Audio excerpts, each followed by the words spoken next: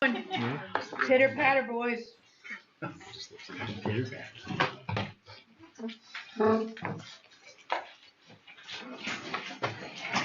You ready, Chandler? Yeah, go for it. Okay, we're gonna go ahead and call this March 9th regularly scheduled board meeting, correct? This isn't special, it's just regular. Call the meeting to agenda. There, you have the addition or there's an amendment. Peyton, okay. Gentleman is here from the Main Street Arts Council to discuss the play this summer. So, Where would you like that? we'll have it before the audit, so I just had it as 2698A, and then the audit would be 2698B. Okay. Is there a motion for the amended agenda? I so move. Okay, move in a second and a second. All in favor for the amended agenda? All opposed? Motion carried. Pass me a pen, please. That's even better. Got ready for you. Quick. Okay, anybody for open forum?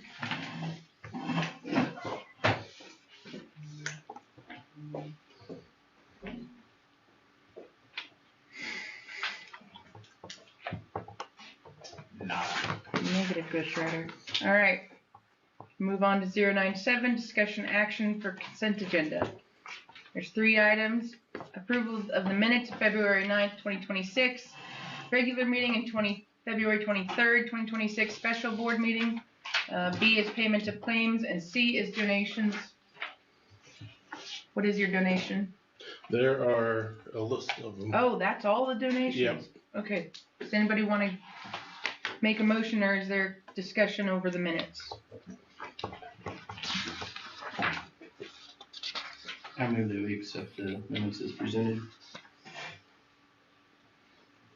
Second it. Okay, it's been moved and seconded to approve the minutes as presented. All in favor?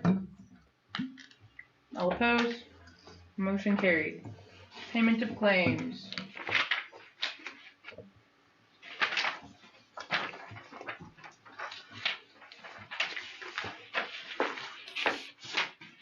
The gym equipment, is that part of the insurance funds? That was actually You have paid for that. the bigger. 3. What page are you on there? Page 3, bottom one.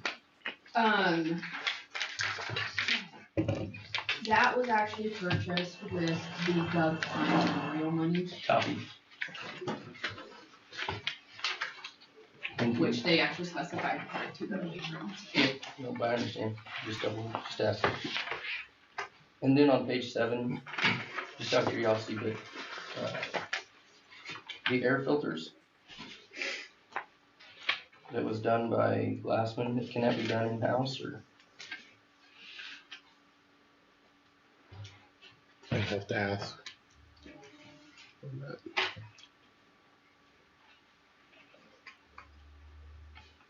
Oh, you know what? I bet you.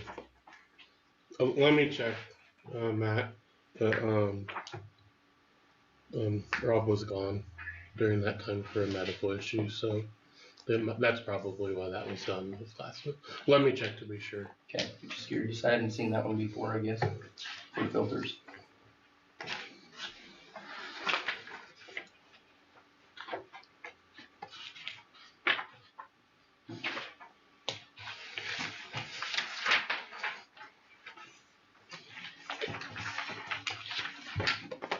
Any other discussion?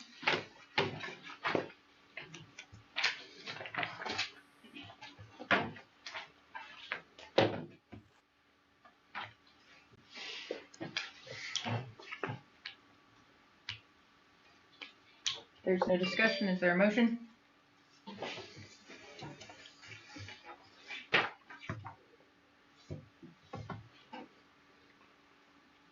Madam President, I'll move to pay the bills. Accept payment of claims. I'll second George's motion.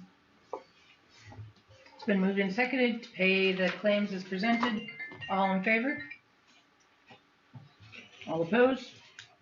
Motion carried. Donations. If you want, do you want me to go through Sure. all of them? Quad K Fabulous. Farms was for the elementary movie at the theater, as well as Farmer State Bank.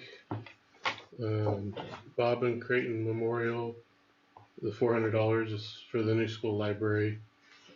And then Mesa Honic Lodge, Obert Trust Funds, $750 to the Title Family Night, and then the Atwood Lodge, $164, $750 to the Title Family Night.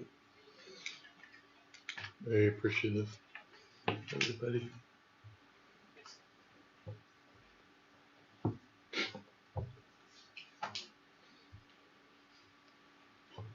I'll move that we accept the donations as presented. I'll second. Okay, it's been moved and seconded to accept these donations with much appreciation. All in favor? All opposed? Motion carried. Is there a thank you note that goes out to these guys or anything like that? To where it came for specific purposes, or how does that roll? We need to catch the Masons, and I told Dave that he needs to stop in. So we need to do a thank you and I think we usually do a picture with the Masons for helping us out with Title Night. And then same thing with, because they're gonna help us with the field trip too. So we need to do a picture sometime. So. Okay. You just need to get a hold of Dave whenever you can set a time. Mhm. He's driving bus, so I told him he can stop by whenever. But then it's been hectic. Really? So we'll get him. Okay. All right. 2609A, Miss Peyton Juniman for Main Street Art Council. Hi, I'm Peyton. I don't know you guys. I don't know.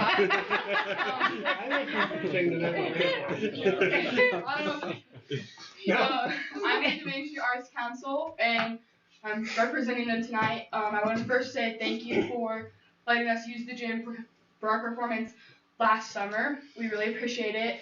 And I would also like to request permission to use it again this summer. Our performance dates are June 26th and the 27th. It'll be sometime, I'm not sure the times, but that's the dates as of now. And I was asking for permission to use them again, the gym again. Possibly music room? I think just the gym, so. Or my classroom. Yeah. Well, I'm glad you have the facilities to use. And Yes, me too. how many kids do you have that are involved in all of that? Last year we had 30 kids, and I think we'll have around that this summer. And I was just an intern last year, but I'm directing the show this year with two of my other intern friends, and Bonnie Cameron was still going to come and help us out. But we're going to be in charge of like directing the show this summer. And hopefully that goes smoothly. That'd be great.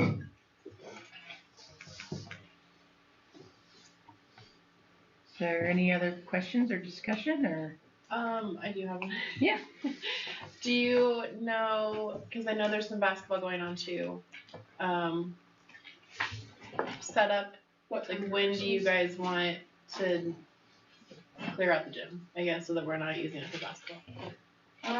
I don't know what time our rehearsals are yet. I'm assuming they'll be later in the day. They won't be as early as they were last summer. Okay. So I think Bonnie mentioned like 11:30 for practices, rehearsals. I'm not sure. I don't know. All right, Like the week before, like dress rehearsal. Oh, Right, that dress we're talking dress rehearsal. that too, but Dress rehearsal will probably be later in the evening, so it'd be like 6 probably when we would start, and it would just be the night. and then just the night before. Yeah, So maybe Thursday or I think it would be Thursday when we bring equipment and whatnot. We can reschedule, or we can make sure Yeah, it's we'll scheduled double check. correctly. I think it's just Coach Lair right now that's on the schedule. So, and he's flexible, just we gotta let him know. Okay.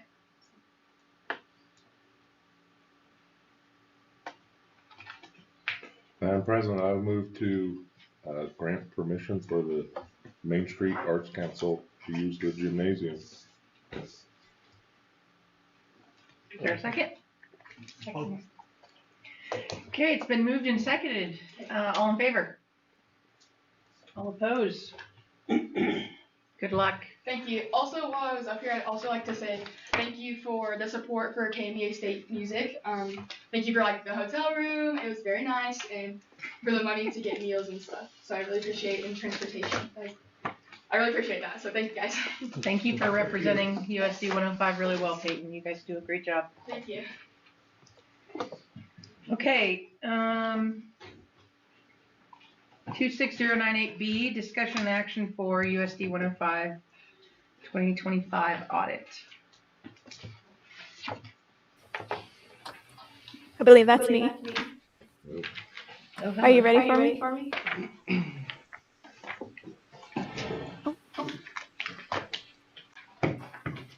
Hillary, you put your shirt on? Yeah. I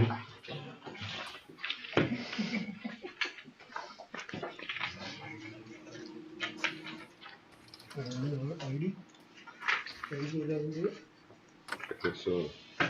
Last year it was somebody else too. Can everybody hear me? Yeah. Yes. Okay, sorry. I couldn't hear you for a minute. I have never used Google. Meet, so let me figure out how to share my screen real quick. Screen. And you tell me when you can see it.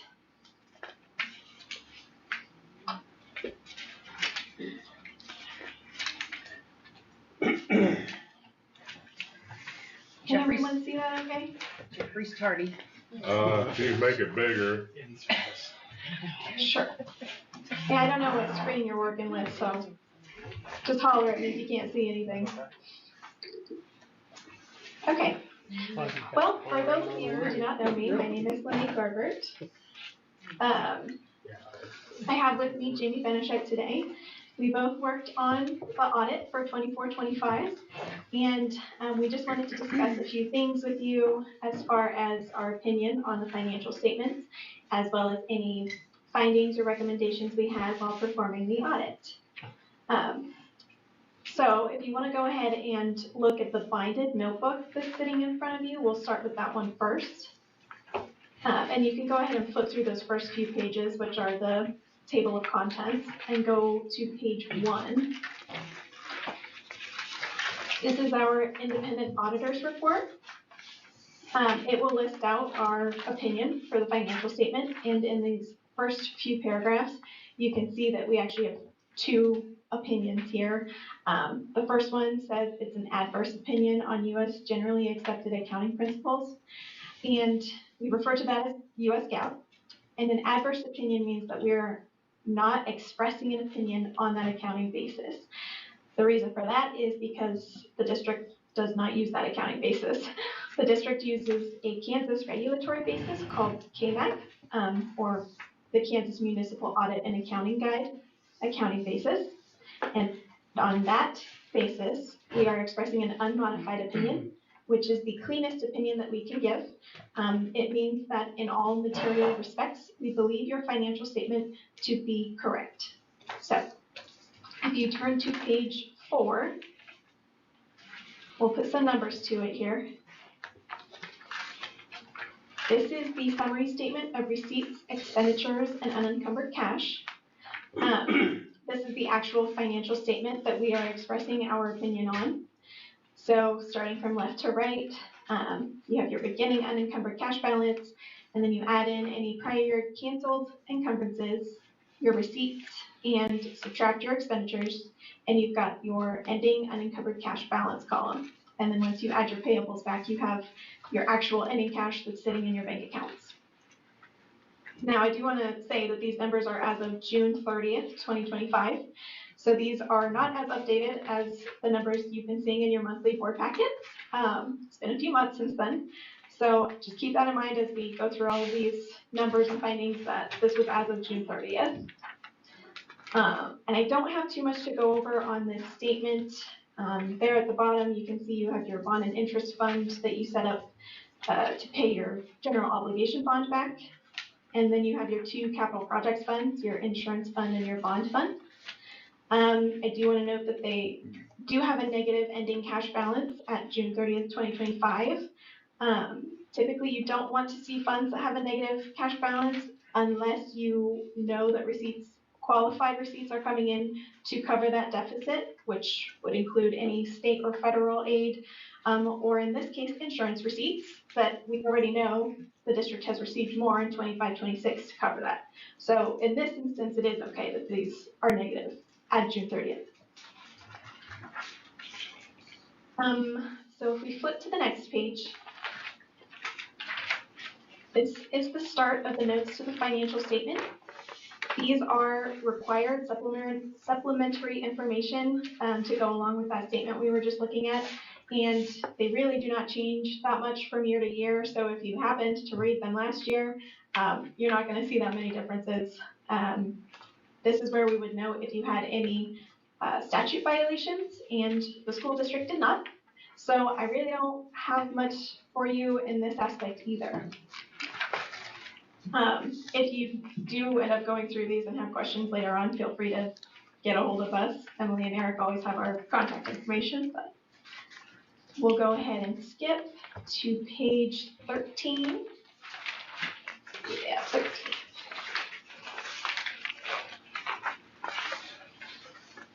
This is essentially your statement of debt. It lists out all of the debt that the district had as of June 30th. And as you can see, you issued that general obligation bond in 24-25, so you have your 29.9 here. And the payments made in 24-25 were only made towards interest. So moving forward, you'll be making principal payments and reducing that balance every year. You also have that finance lease that's been on there for a few years. And then there at the bottom, we have all of the payments listed out for the first 5 years individually, and then in 5-year increments after that. And then if you go and flip to the next page, 2 pages. This is your summary of expenditures, actual and budget. So every fund that is required to be budgeted will be listed on here, and it will compare what was authorized during the budget process to be spent versus what was actually spent in 24-25. And the variance column will show if you were over or under budget in each fund, which they were all under budget. If they were over budget, you would have a statute violation, and you guys didn't have any. So you were all good here too. And then we'll flip to the next page. And this is the start of the individual fund statements. As you can see, this is the general fund, but this just details out what specific receipts came into each fund and what expenditures were spent from each fund, and it goes like that for every fund that the district has. So I won't go over these in detail either. If you do, again, have questions on any one of these in particular, feel free to reach out, but I will just move right along if you guys are ready for the governance letter, which is that stapled packet, and it has our Adams Brown letterhead on it if you want to go ahead and look at that. So this is the governance letter. This will list out any recommendations or material weaknesses or significant deficiencies that we found while performing the audit. The first couple of pages are just our regular audit information. So if you want to go to page 3, that's where our recommendations start.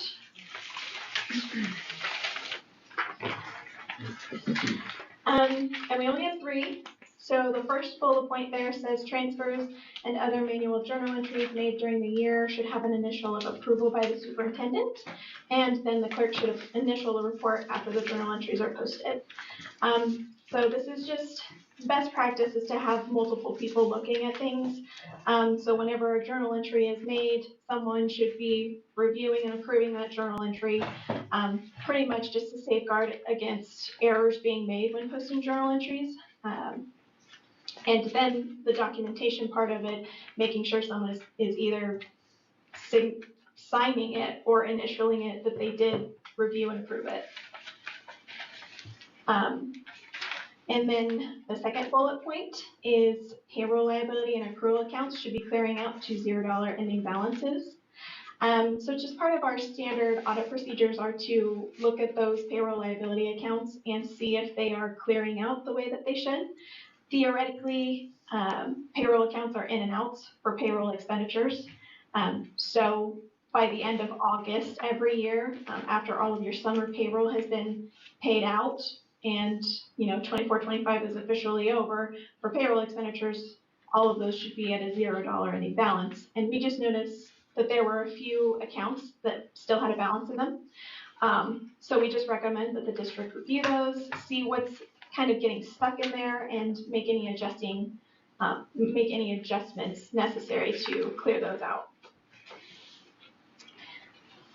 And then our third bullet point is kind of along the same lines as the first one. Receipts and invoices for credit card purchases should be reviewed and approved. So again, best practice, having lots of people look at things to make sure what was approved to be bought is actually what was purchased with the credit card. And then for documentation purposes, someone is signing it or initialing it, saying that they reviewed it, they approved it, and all was well. We already spoke with Emily and Eric about some Skyward features that are offered, where you can review and approve electronically. It kind of eliminates the paper trail, and it's all done within Skyward. And that might be beneficial for you. That's something that the district will have to decide on, but there's another option as well. And again, these were just recommendations, so just things that could be cleaned up for the future. So our material weaknesses are on the next page. And we have 3 of those as well. So the first bullet point is that the district does not have proper segregation of duties. This is something we anticipate having every year. It's not going away anytime soon. This is just, the district does not have enough separation for, it wouldn't be feasible to hire individual people or separate individual departments to perform all of the duties the district has to perform. So that does create an increased risk of a misstatement of some kind, something getting missed. So that's why that is considered a material weakness. But again, we know that we're going to have this every year, and the best thing that you can do is just to make sure that the board stays involved and is asking questions if you have any, making sure you're going through those reports that you get at the monthly board meetings and, understanding what's going on and agreeing or asking questions. The second bullet point is regarding encumbrances as of year end.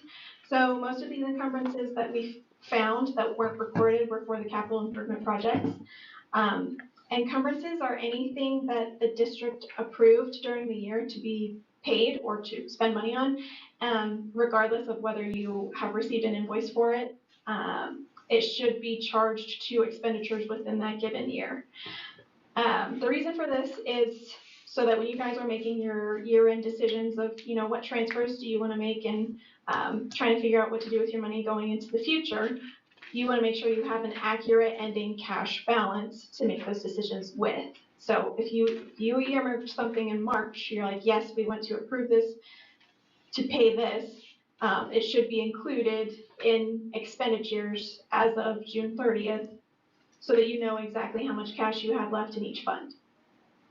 Again, most of these were for the capital improvement project.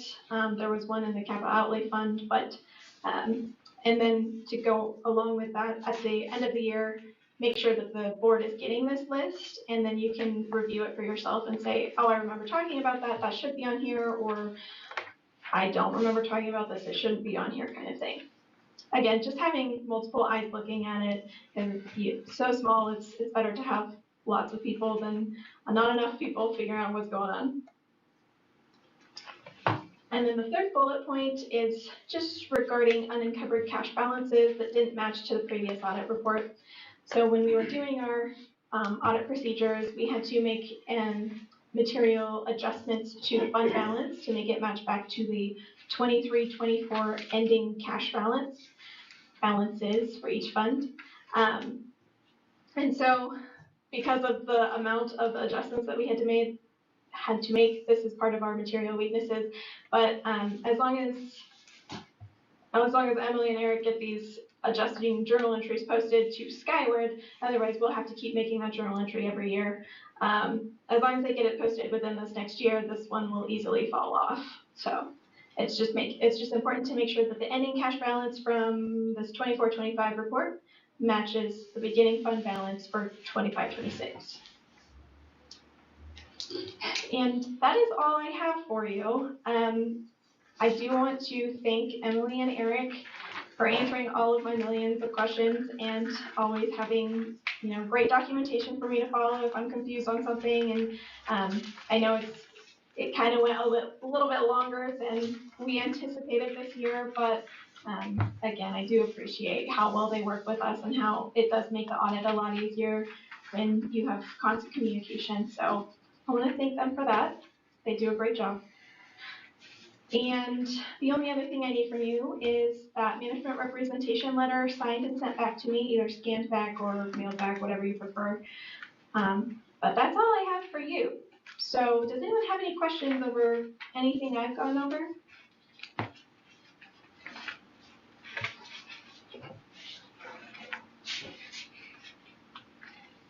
Nope. Anybody over there? Nope. The letter needs Board of Education updated, but that's about it that I've seen. Okay. Well, if you guys have any questions for us later on, like I said, Emily and Eric always have our contact information, both Jamie and I, so if you have questions, feel free to reach out. But otherwise, I'll let you get back to it. Thank you. Thank you. Need you guys to approve the audit or accept the audit of the board. You want a motion? Yeah. Madam President, I'll move to accept the audit as presented. I accept the board as well. You accept the board as well? Thanks for that, Jordan. Amber seconded it. All right, it's been moved and seconded to approve the audit, accept the audit. All in favor? All opposed? Motion carried. Sorry, yes, Matt, to your statement, this letterhead was sent to them when they first started the audit I'm guessing it's last year. We have a unique situation that takes a long time and there's a lot of questions.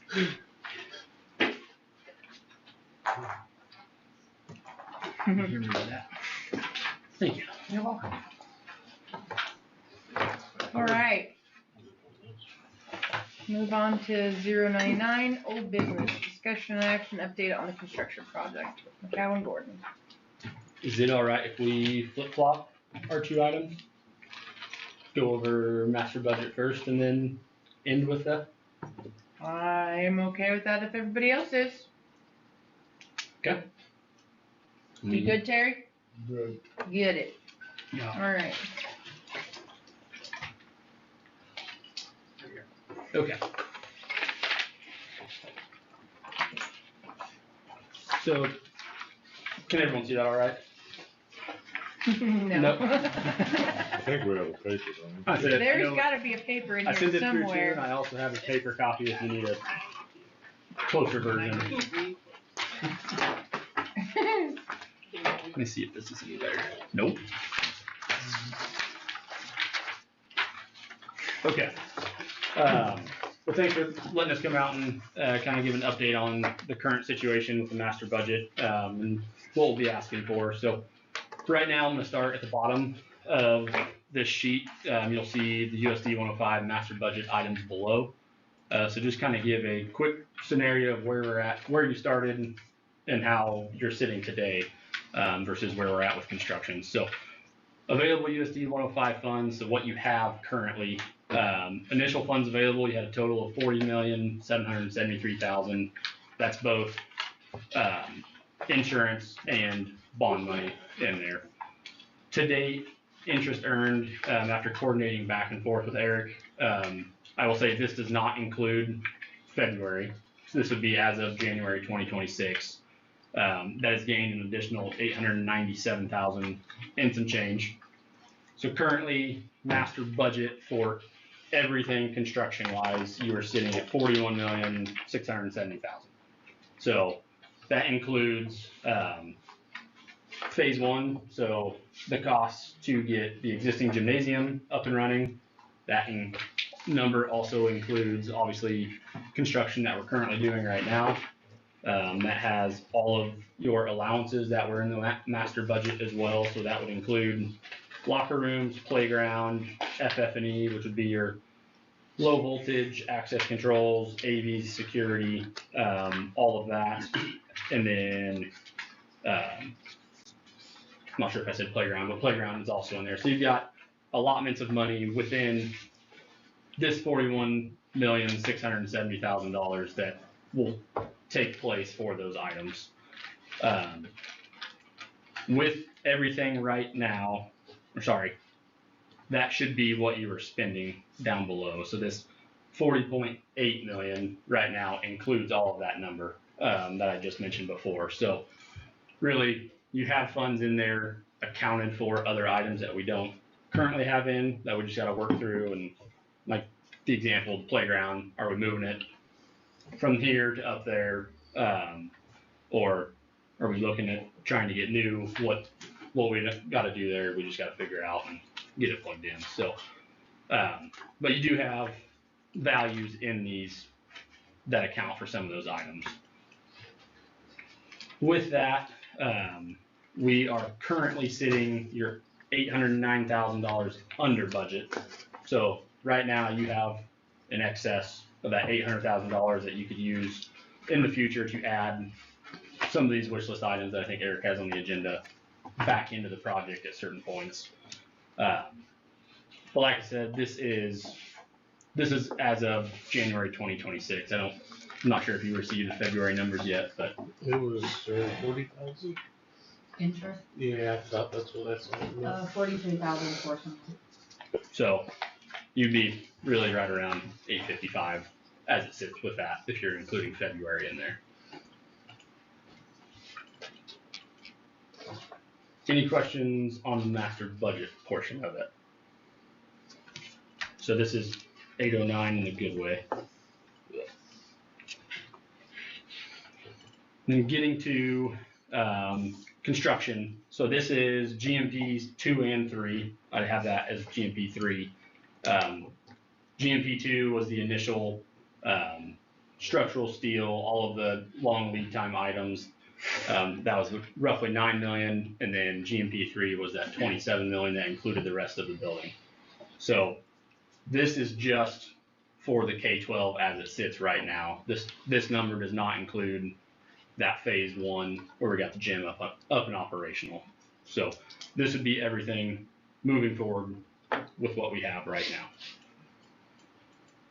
In GMP 3, if you remember, we had target savings listed, or cost options that we went through, roughly 4-ish pages long, that, hey, we're gonna go through and reduce metal panels or reduce items that you're not going to notice as much, and try to get value engineering in that method. So within that, we had target savings on a few of those items that totaled the $436,000. So we've been working through with SPT, trying to get to that target savings. We've had a couple that have gone over, but some that just haven't quite hit that target mark. So we're under that amount. So as it sits right now, we have achieve that 174,000, leaving, that number might be wrong. Sorry, I pulled up the wrong version on that guy. If you look at the paper that I sent out, it's 264,824 that we were short. Let's do this. Do you have a list of items that qualify under the actual savings achieved? We can go through, so we've had multiple ASIs to the project to basically remove and add in necessary functions for that, but it's hard to get it exact with as many as there were. But a good example on one of those is like the lockers itself. We had a target savings of around $69,000 in there. There's actually two line items. One was to make one set a double stack, and then the second one was to remove a certain number of lockers. Ended up not removing all those lockers, so we had roughly $60,000 in there that was not taken into as a savings. So there's a gap there. But on the good side of things, there were items where we got more than what was targeted, but obviously not to make up for the difference. But when we put the specifics out there, there'll be the details for that change order within. What I guess I don't understand that statement. When you said when we put the specifics out there for the change order, so you don't have the specifics for the change order tonight? I can go into detail of what we have GMP wise. Let's see. But as far as the actual, like I have the numbers available, just going through ASI 1 through 10, where we pulled everything out, added everything back in. We have the bulk numbers there, yes. Is there a reason why it can't be given to the board? It will be. It's reviewed before or after the wanting of a reconciliation of over $250 million. Can you say that again? So that information will be presented before or after the request for more money? So with what we're reviewing tonight, that's what we're asking for approval on. And then the change order will come out with the details for everything that will match that $264,000. So we're putting the cart before the horse.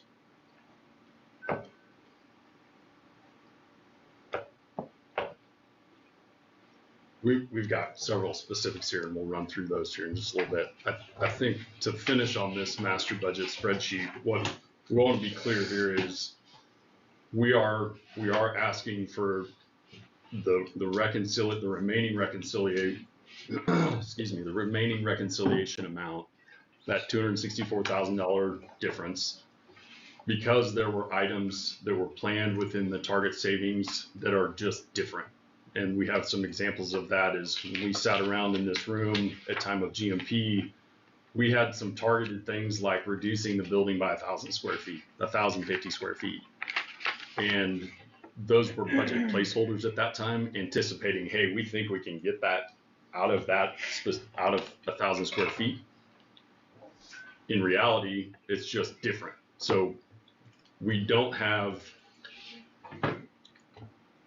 well, there's a couple of things. We didn't ask for specific line item breakouts from the trade partners to go, tell me what that 6 feet of cabinets is in that office over there. We didn't get that deduct at that time.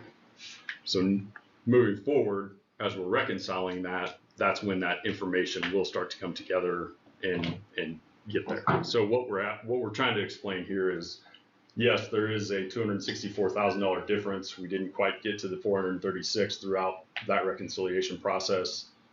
I think the positive news is at the bottom of this is even if we are approving the $264,000 change order, that is already included in that $806,000 under budget position. So truly, when we look at this from a $264,000 credit to make that whole, to make the construction part whole, we still have $800,000 remaining to enhance the building and go claw back some of those measures that and reductions that we took back in May at GMP time to get the project into budget. So what are they? Basically, what you're saying is you underestimated 264,000. Underestimated is not necessarily the terminology that I would use there. The situation is just different. And to Zach's point is there's been a couple of things of just things that we thought we were going to be able to grab a hold of at GMP time. The situation has changed for different reasons, right? So the locker counts, for example, is at GMP time, there was 209 lockers in the drawings. We all sat around this and said, we think we can get it down to 163. When it comes time to order those lockers, we still need 209 lockers. So now we aren't able to capture that savings. We were able to grab a little bit of it by moving them to a 2-tiered system, but not the full amount.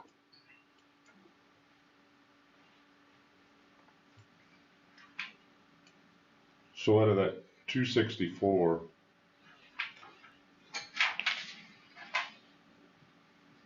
I guess like kind of what Matt's asking, like, do you know exactly what that 264 is? Mm-hmm. And so are those things, can they, since you said things have changed, can they be different as you go to actually buy them or put them back in? Could they be more or less than that 264? In other words, are you asking, is that number going to change again? Yeah. No. So this is with hard pricing from all of our trades through ASIs, or basically issue of documents or changes of documents 1 through 10, whereas the first 5 to 7, I think I had to 7, we're basically trying to get down to that $436,000 target savings number. But as you change items, you got to add some back in as well to still obviously leave it as a functioning building. We want to make sure we're not just pulling them out to pull them out to save money. It's got to be a functioning building for you at the end of the day. So the other question I have is that if we continue to stay under budget or have more money, out of that 171 that's saved, like, is there stuff in there that could be added back or should be added back, or is it? So, and I think that goes to the wish list items, if that's what you're asking. I think one of the biggest ones right off the bat that I believe was talked about was the 1 asphalt parking lot, 2 bleachers in the cafetorium. So those would be some easier items. So those were things that came out of that 171. Yeah.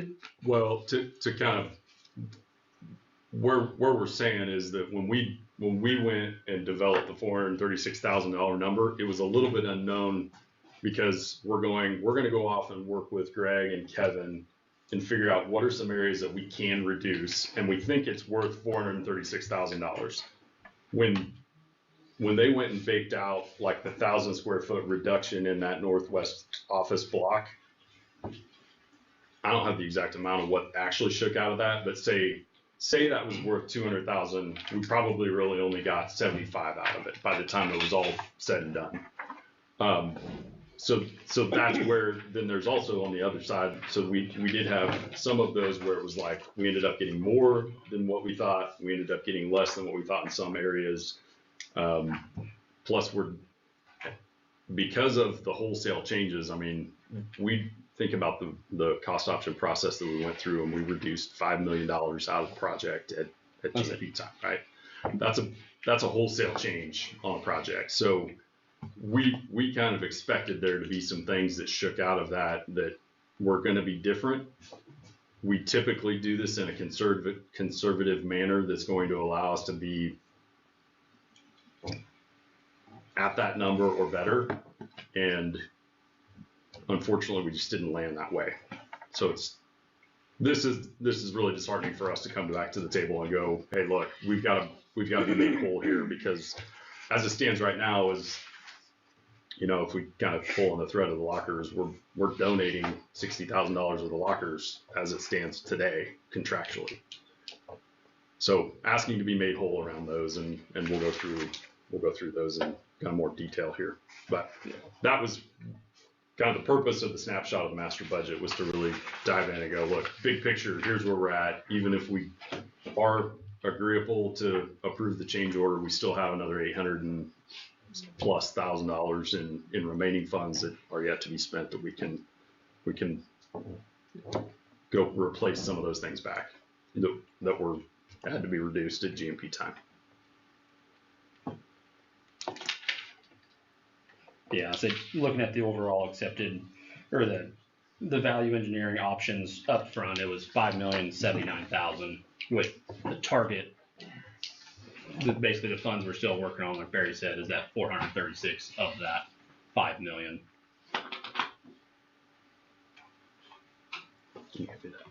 The 5 million that you say you cut out was the original amount that was over budget, right? From our GMP at GMP. From when we went about getting the bond, right? We had to cut all that out because it was over budget. Correct. Okay. Yep. So this, when you say under budget, that's off of the revised budget that was over budget, right? Yeah. So think of it like this: we had a budget that was up here. We made reductions through the cost option process at GMP time to bring the budget down here, and that's the contractual obligation that we have right now. The school district's cash in hand that they have to spend is $800,000 more than what our contract with the school district is. So there's an $800,000 difference, including the 264 that we're talking about right now. Yeah. And do you have a list of the 264 of what that 264,000 includes? You have that ASI document. Yeah. Sure. And some of that stuff that you went in and tried to change for that 436,000, if you made a change here, you didn't get the full benefit because you had to change other stuff to match this now, or? In some cases, yes. So that's kind of why we're not seeing the full benefit. Right. Yeah. And because some of those things were very intertwined, it was like we don't know how that's going to shake out until Greg and team do their work and update the drawings, and then we can actually go, all right, this is really what it looks like now.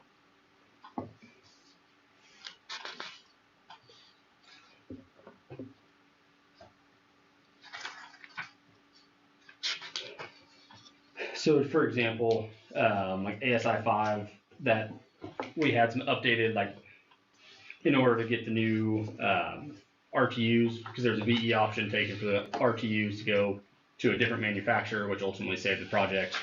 I think it's $580,000. Had to adjust the gas piping size on the roof. So yes, we took away a good portion of that, and by no means is the gas sizing cost $500,000 and put it back. But there are additions to go back with some of pulling that stuff out. So it's not just a clean pull and then, hey, you have that money in hand. Yeah. There were some, like I said, some adjustments with that through our BIM coordination with that MEP due to the frame sizing, curb sizing for those RTUs, just locating them in the rooms, and if it's more material than originally, there's small adjustments to that. And then really like this last ASI 10, the biggest thing involved with that is with the elevator, there was a VE to go down slightly with Otis, just a different manufacturer, so it changed fit sizes and stuff like that. But all along, we had a clash with the structural steel versus the plumbing in wall in that first floor restroom. So Kevin and his team just made adjustments to that first floor set of restrooms to make it work with the space. So there's some adds, a little bit of adds there from like the plumber and HVAC to get those back and functioning as it need to be.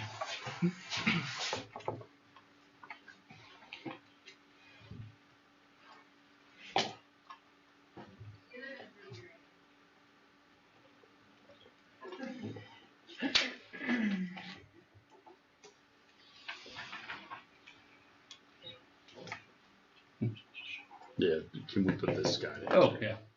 Sorry. Which one are we? So when I say ASI's, this is basically the drawing updates to basically capture these changes. So as we're going through those, that's where we are at. Price those, get all the credits we possibly can, going through that option.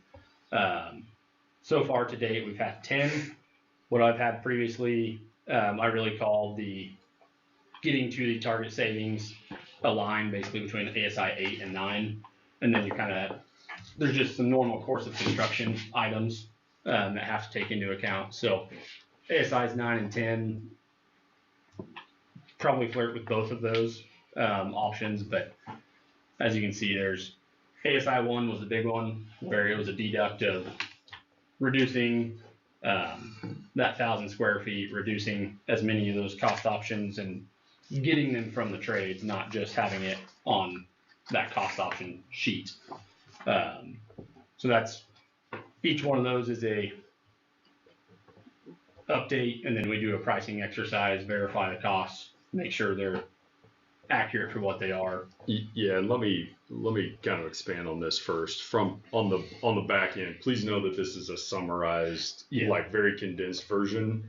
On the back end behind this is our documentation that goes with this, that includes detailed explanation from the trade partners of what this is. So know that this is a simplified version of it. Once the change order comes through, you guys can have all that information if you want. There's going to be like 80 plus pages.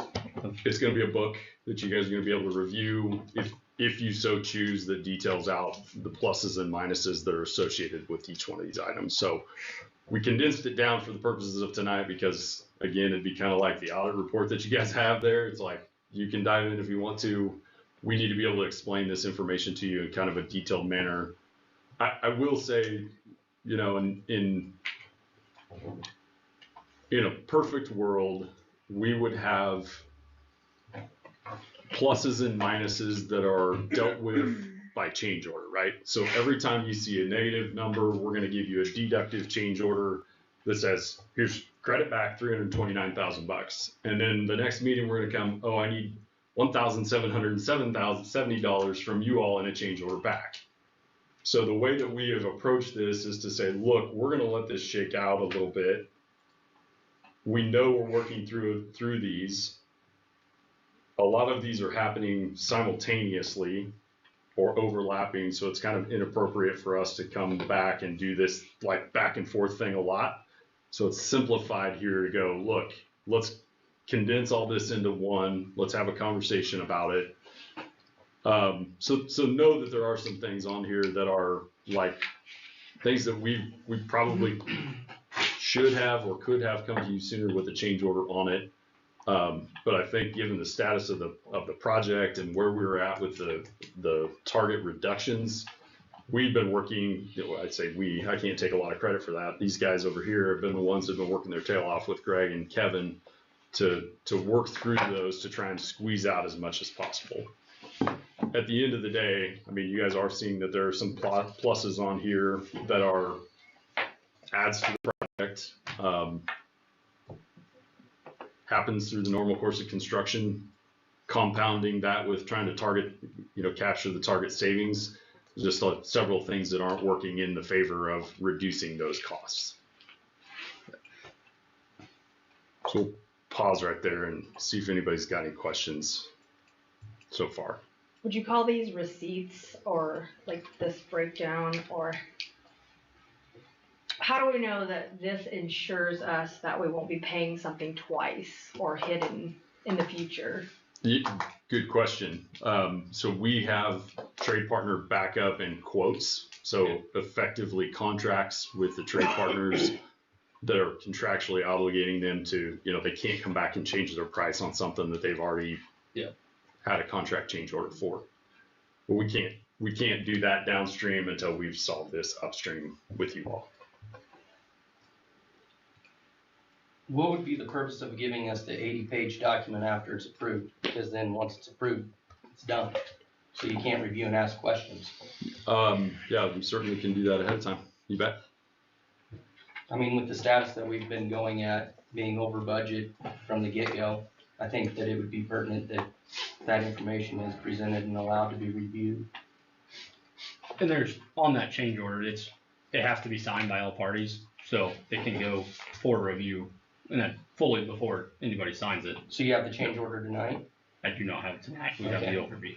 So you want us to approve something that isn't being presented?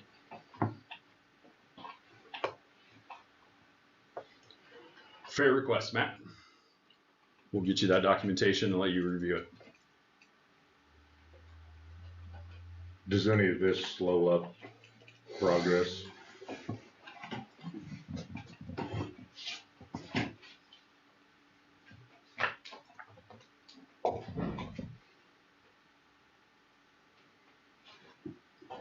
What's a change order document like that take to get it back to us, then we can approve it? Really, I'm trying to think through everything. And then everything that's on there, does that slow down any work that's being done or needs to be done? Realistically, no. Let me think of. So, I mean, we've been, like I said, carrying it to this point. So, if I can get that entire document gathered up. How quick do you think you can compile it all? So, so maybe this change order is maybe more of a unique situation. What's a typical change order that in the future, how is it supposed to work? I don't understand the process. In the future, we would go through if there's an ASI that we're, say for example, you guys are adding windows that were never included in the project or something like that. A true add to the project.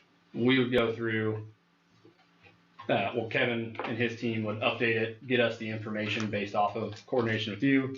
We would send it out to our trades, typically give them 2 to 3 weeks to price it. We price it, put it together, and then we would present it in the OAC meeting, say, hey, this is what we've got, and then it would come to you guys for review and discussion. And then Megan would ultimately be the one. So how is that different from all this stuff that's in this 264 number? How's that process different? Yeah, I mean, is all this stuff that's in this 264, I mean, it's already priced accounted for? Correct. We've got it all priced out. We have all of the information, but in order to, like, to really show it as simple as possible, I didn't want to put a 90-page document in front of you. But yes, every one of those has been priced. They're done and trades are going on those. The hope was, Jordan, that back when GMP 3 was approved to get construction moving, that this would eventually shake out and it'd be a net zero at the end of the day. Right. And so I think that's why you're seeing that process is taking so long, is because the team's been working with SPT to try to continue to see what items can be chipped away at to try to get that dollar value down as much as they could. Yeah. But unfortunately, we didn't get there. We've gotten to a point where it doesn't make sense anymore to continue that effort and continue to spend design dollars to chase pennies on the dollar. Yeah, I mean, I guess for me, on one hand, yeah, it'd be nice to see if there's an official change order document, but does that change anything from what this number says or what we're doing? No, it should match that number. I mean, obviously you guys got the documentation to come up with these numbers, correct? Correct. Does the 806,000 under budget plus also include the 264? Or is the 264 actually on top of the 800? In that equation, it's already been taken into account. Yeah. So the 806 would be remaining after After that. Yes. We actually have over $1 million. And then you want your money, of course, paid back.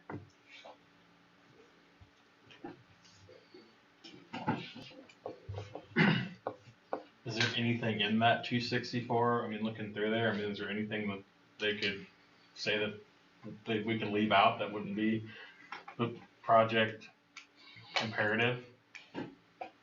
No, not really. I mean, it's stuff we have to have to. A lot of it building. is MEPs, mechanical, electrical, plumbing. There are a few things in there like the locker cost, but lockers are being billed for this month. They actually have them early, so they've got those in hand, and so there's some things where we're a little further down the road than we can be, but a lot of the additions back, or like I said, are MEP and making sure you're getting that functional space.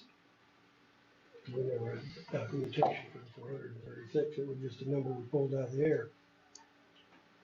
There was a spreadsheet that was presented. Which was an estimated spreadsheet. Absolutely, and that's why I asked for the 171,250 to be accounted for as well on that.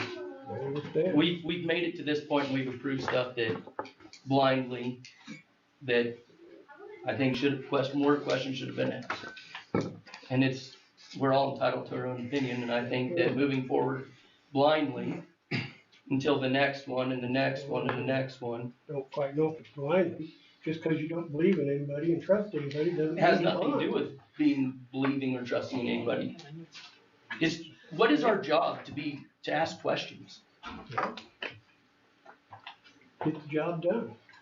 And ask questions about it, the process of it. Yep.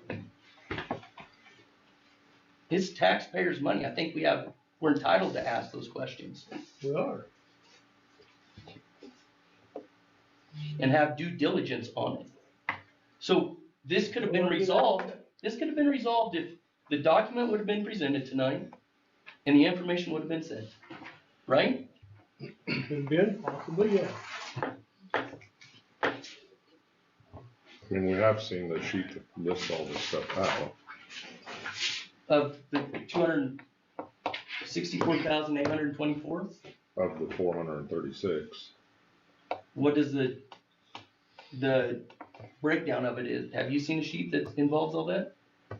No, I guess not the difference between the two numbers, no. But,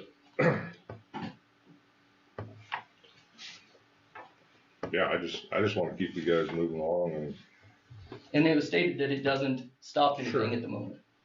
Yeah, sure, but it's shame. also not going to change anything either, so. Shame on us. We tried to keep it simple because it is a lot of information to try to go through, and so we tried to keep it high level, provide the information, and keep it simple. And shame on us. We shouldn't have. We'll send you the 80+ pages of stuff. We have will we have another board meeting coming up? We'll have a special meeting later on this week.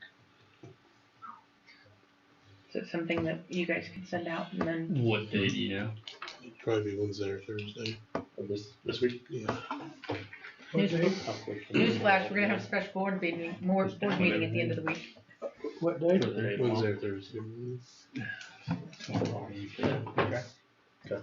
Yeah, I can try to shoot for that. Work for you guys? Wednesday or Thursday. Preferably Thursday. It's a fluid situation right this second. That's fair. What budget are you working on? You started out 36,758. And you had the 264 in, now you're 3723. Correct. Alright. SPT is pretty well set dollar amount that's gonna be there. What I don't have a problem with is that 806,000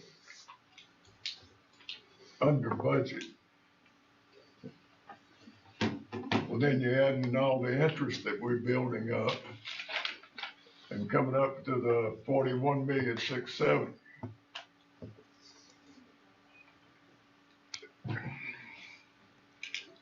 It gets confusing because it almost looks like, in my judgment, that we're not looking at what the contract budget was, it's what you add in the or the interest and so on to come up with a budget that's higher.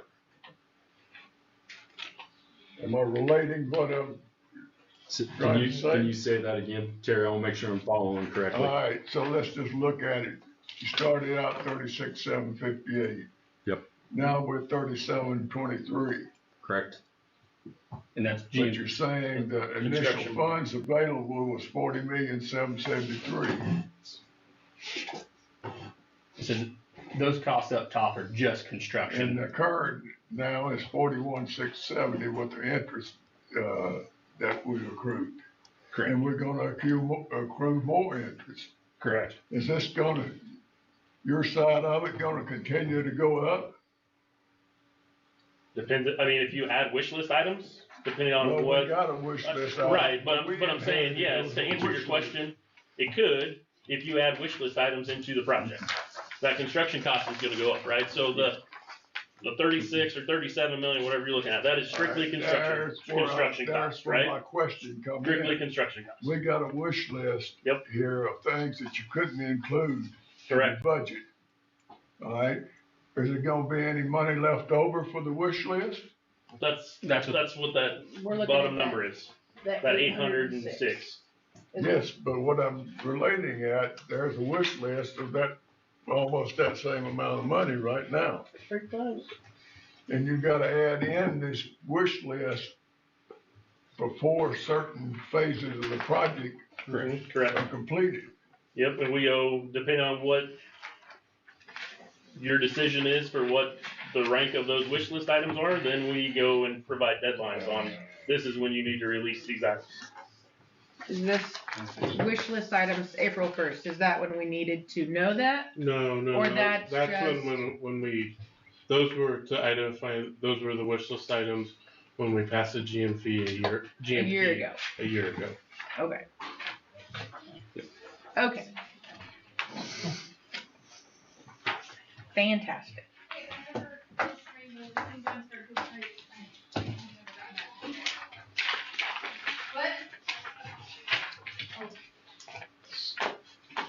Terry, did that answer your question? Yep.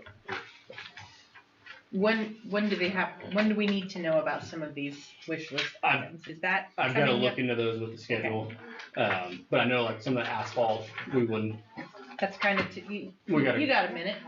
Yeah, we got to coordinate with kind of how we grade that parking lot and curb and gutter. So that's coming up with the grading, but some regrading and that isn't a horrible one. Bleachers towards the end.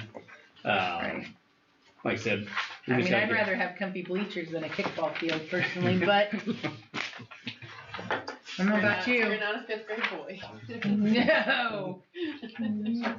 Some of those we may want to be strategic on. Obviously, with the current economic climate, asphalt prices aren't likely going to get any cheaper than they are today. So they're, if that's top of the priority list, we may want to go ahead and lock that in now. Walk through cattle shower for the junior high.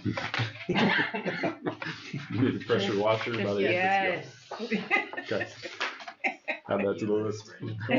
Add it on that. But that's where these guys will come in and help kind of coach along some of these decision points to go, look, there might be a vested interest in doing that sooner rather than later, knowing that oil prices are likely going to go up and asphalt's indexed off the oil price. So a lot of those costs, those are basically pulled from that GMP cost option sheet. So that would essentially go through the same process of, all right, hey, this is what we're going to do, send it out, make sure we're getting accurate, up-to-date pricing. So there's a couple on there, like the easy ones, the rubber flooring, that can be done there at the end with finishes and stuff like that. So there's options on there that have time. So what do we need to do tonight? Or is this a wait till the end of the week sort of conversation? Just figuring out.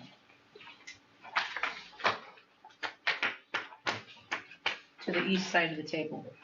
Are you asking as far as the wish list items? or- Nope. I think that the document needs to be presented when we're approving it on anything. Don't you want it before those are reviewed, correct? Yes. Okay. So there's nothing we need to do tonight? Is Nope, there we anything can you just give guys- the update. Okay. We appreciate it. We'll see you Thursday morning with donuts. Kidding. Real quick, you wanna? But seriously. You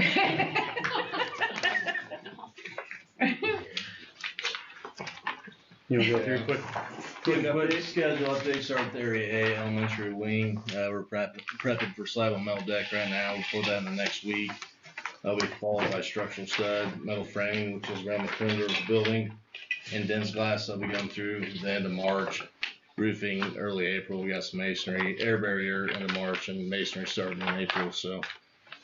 Structure's up, got a concrete pour coming up for second floor, structural stud framing getting ready to start.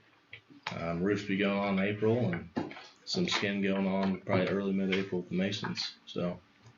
Interior framing starting early April. Any questions on Area A? Okay, moving on to Area B, which is the existing gymnasium. ISI's back, they're finishing up abatement in there. That'll be followed up by cut cap, make safe by the MEP trades early next week. Demo guys will be on site next week, run for a couple weeks. Followed by some underground roughing. We'll be cutting the slab open, getting some plumbing in. So getting ready to start the renovation in that space. Any questions on Area B? Moving on to Area E. Yes, sir. Reiterate, you said cut the slab open and. Yeah, so wherever there's concrete, so if we have plumbing, underground roughing, sanitary, we'll have to cut that slab, dig it out, run our sanitary below grade, re-pour the slab. So for like bathrooms, et cetera. Yep. Pretty common in a remodel. Okay. Any other questions on Area B? Moving on to Area E, which is the gymnasium. I'll start with the perimeter of the foundation walls. Waterproofers just wrapped up, minus the ramp at the northeast corner. That was followed by 2-inch rigid insulation install. And French drain tile install is ongoing at the south and west walls. That'll continue to wrap around the north and east side. Backfill started today on the south side, which is a huge milestone. So all that dirt's going back in the hole. They'll be running through the end of this week, starting to build the building pad next week, which allows us to start in Area C and D, which is pretty exciting. So moving on to the interior of Area E, we're prepping for slab on grade. There's about 4 pours down there. We'll be pouring over the next 2 to 3 weeks, starting with 88 elevation, which is the perimeter around the outside of the gym. The 2-inch slab depression will be next, followed by locker room, weight room, and then we'll kind of work our way out the building. So structural steel starting early April on the gym. So any questions on Area E? This kind of goes to Area B, I guess. How soon can the plumbing be hooked up for Area B? We'll have to get the water service ran. We'll have to get the water service ran to that. So, I mean, probably the earliest will be this summer sometime.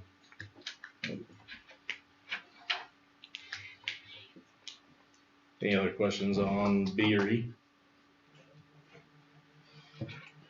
Kind of touch base on C and D, but. When you backfill that packet back in. Yes, sir. Do you add water or anything to it? Yes. We have a proctor. We have to. We're a little bit dry right now. Yes, sir. Yep.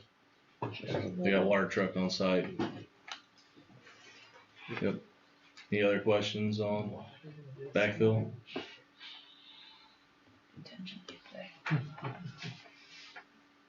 Okay. Moving on to Area C and D. Once backfill is complete and the building pad is installed, starting footings into March in Area C. So they'll work Area C to D. So they'll start on that east side of Area C, which is by the south stair tower of the gym, and they'll start doing footings, working their way around the building. So be a lot of changes over the next month and a half. Any questions on C and D?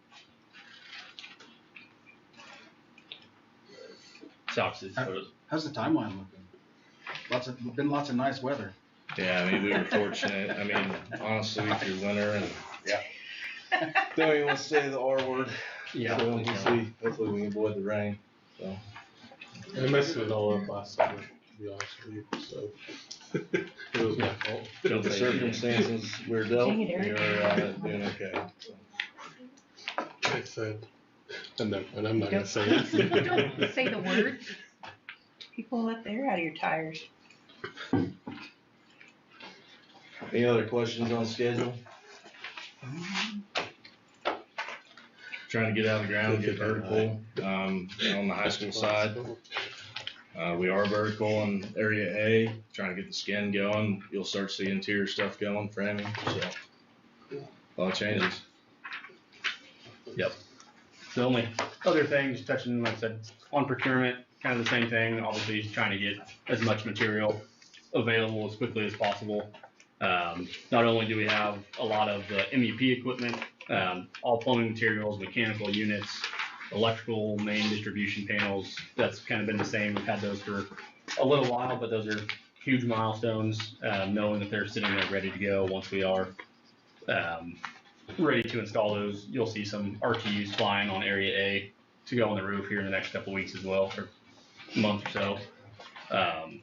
But we're also starting to get finishes as well. So this month we just got lockers and all that. So getting some of those longer lead time items shipped and stored, and then stored in a certified warehouse. So they've got insurance and everything. So continuing to push trades to try and get as much material and equipment as we can. So once we're ready for it, all it has to do is show up on site. So.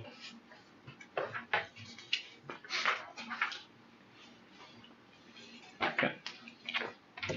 Any questions? Yeah, you need to move faster. Not that easy. Just wiggle your nose, why don't you?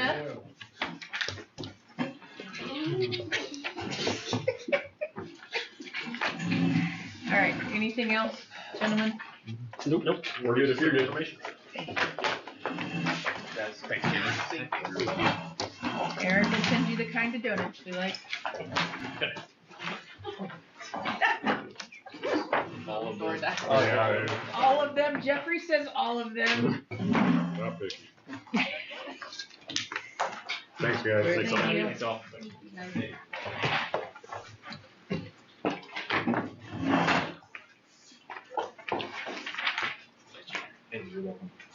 Okay. That get us to 100. That was a long 99. Does anybody need a moment? Personal needs break. Therapeutic breathing, perhaps. Okay. All right. We're moving on to 100. New business. Yes. So we're on B on that one. I was gonna say we are already on that. So we're down to wish list.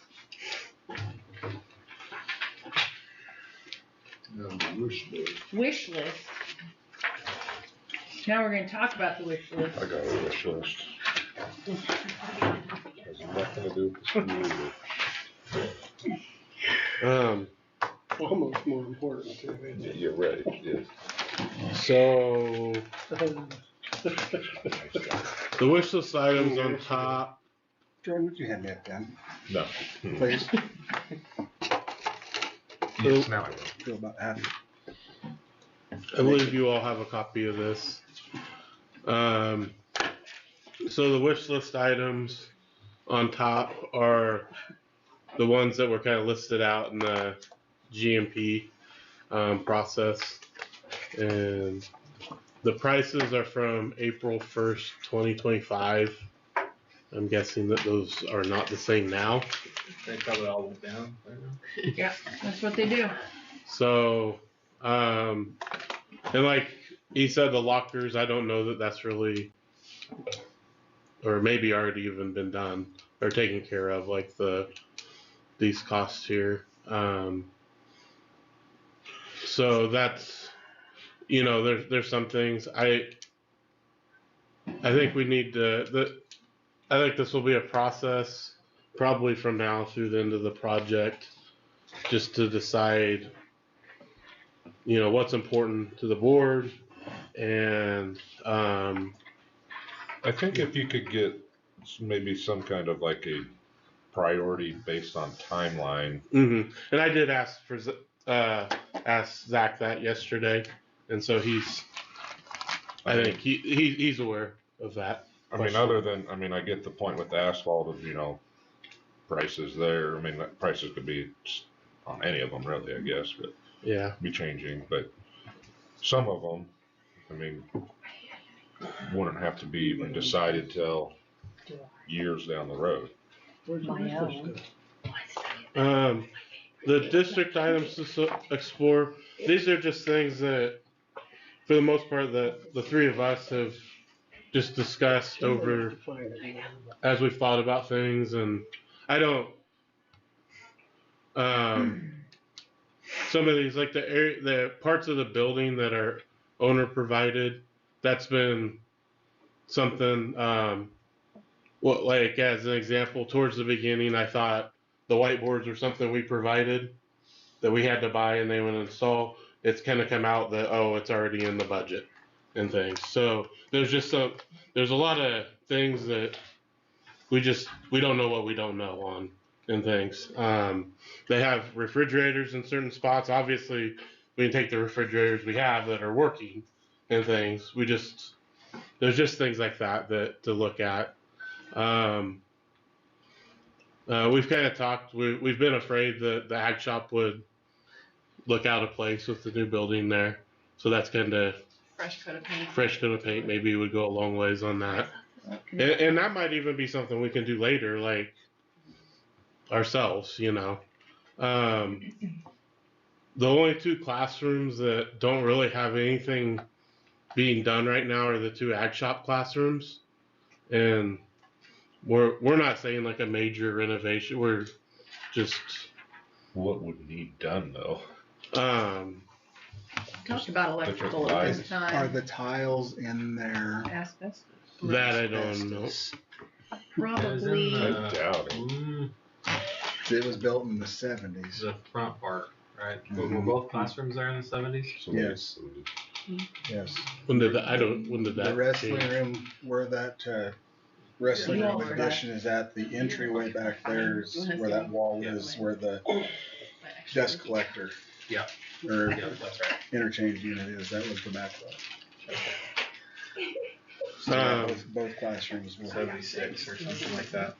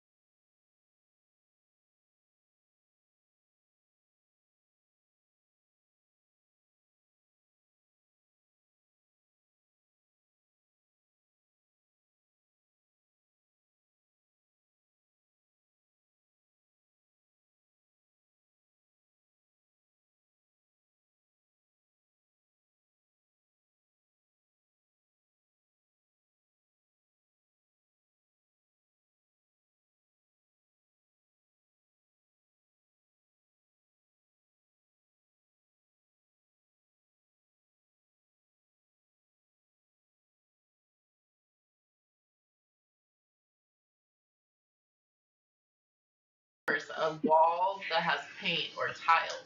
Paint you can paint over. Tiles you have to replace.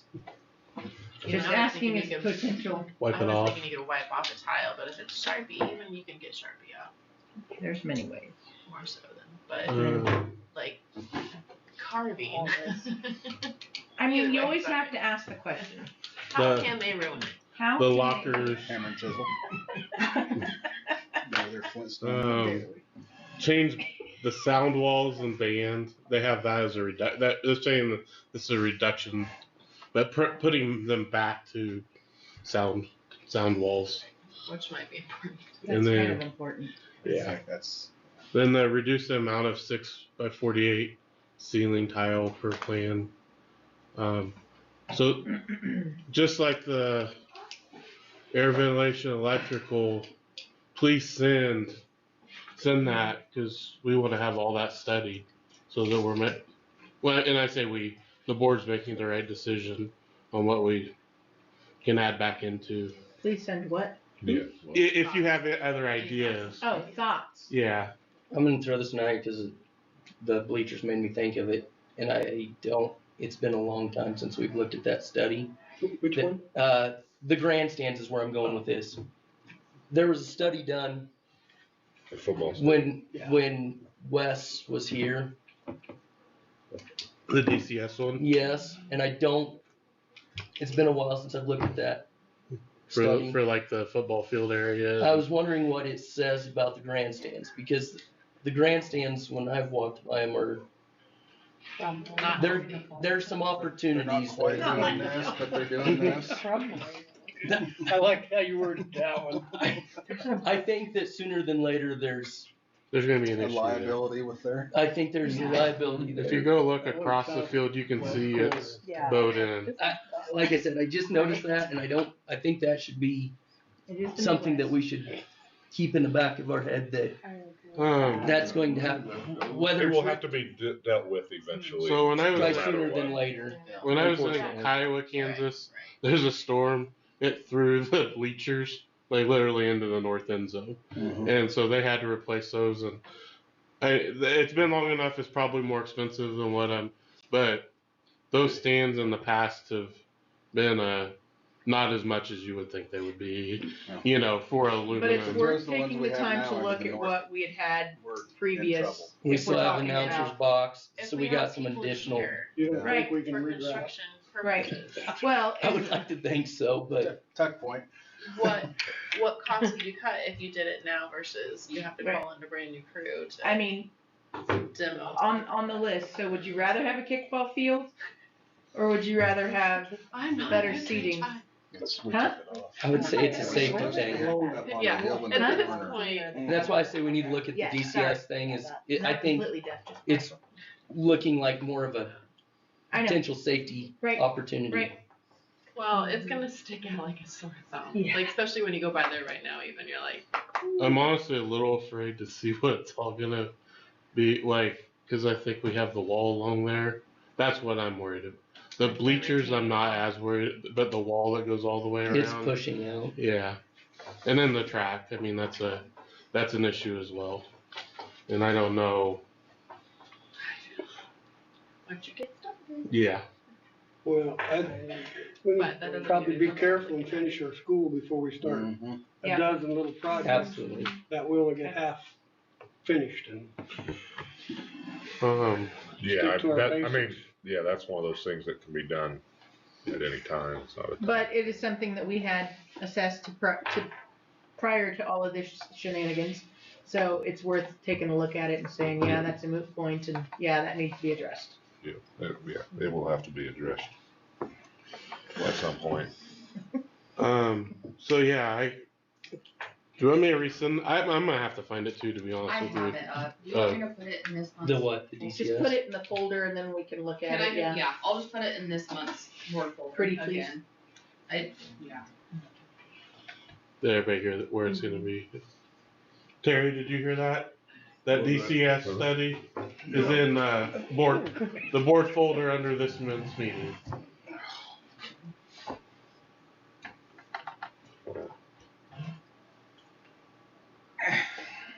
All right.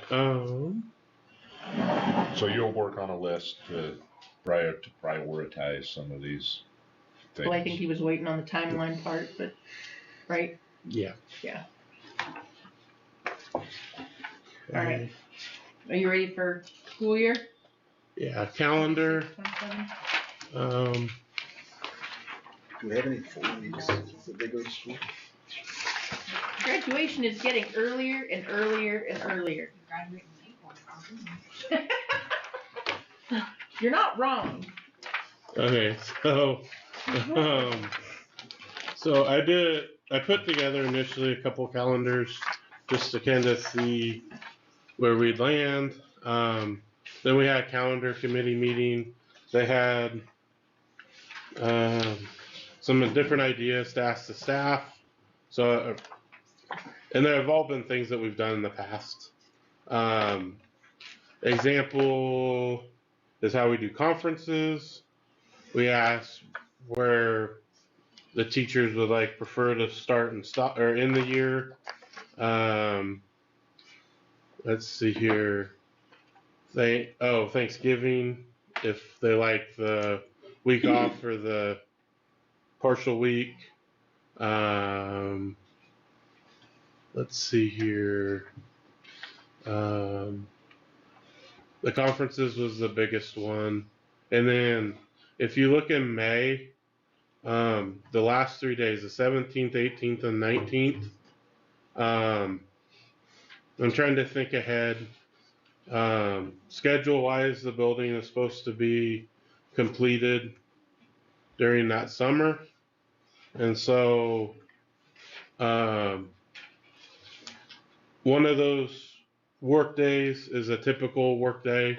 We would end on the 14th and then we come back on the 17th.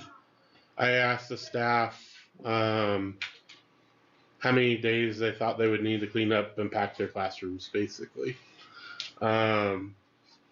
Most were 2. I asked if 2 was enough. That was kind of, most were 2.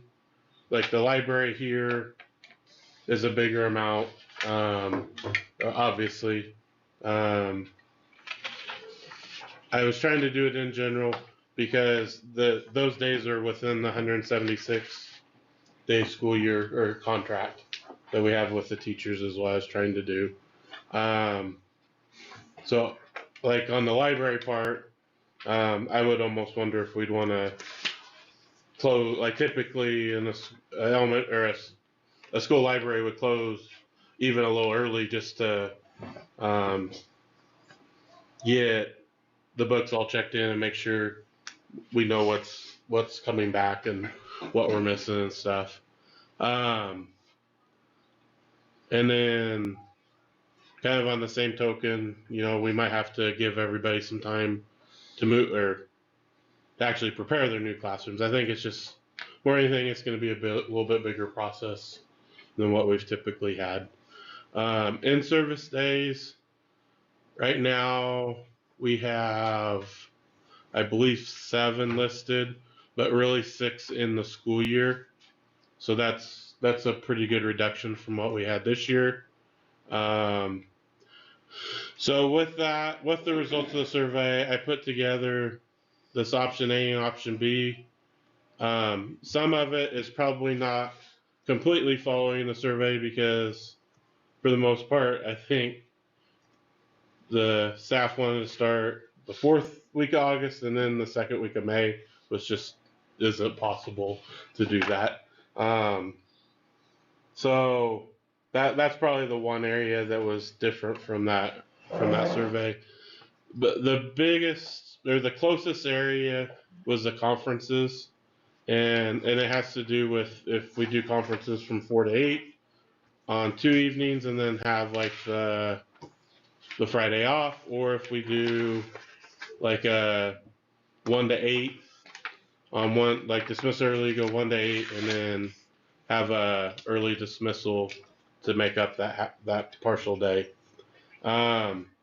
So I did, all of those were pretty close in that survey because we also had the third option of, when I got here, the conferences were just during the regular day and things. And so all 3 were relatively close together. So I presented, so from the results of that survey, I sent these out as either conferences from 4 to 8 or 1 to 8. And when I did the conferences this time, or the survey this time, option B was ahead by 1 vote out of 25 teachers. So kind of the recommended one is, and I have a copy, I apologize. The recommended one has the October conferences, more the 1 to 8, on the October 26th.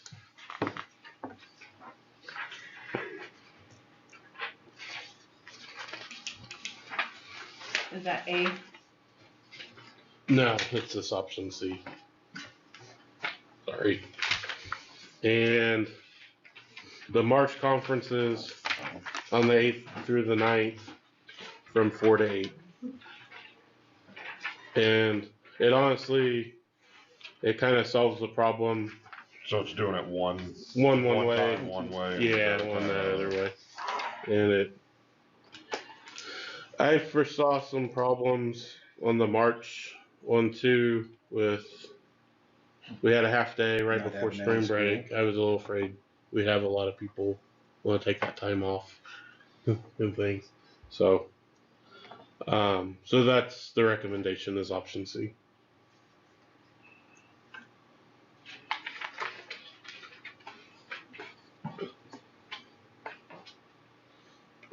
On it, I do have a little issue on October. It has PT conference. It just lists 1 day, but it has it listed twice.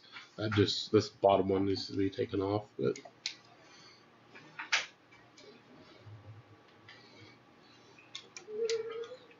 So they don't have a full week of school in March. Nope. You know, though, it's kind of funny because we get to hear from other schools too.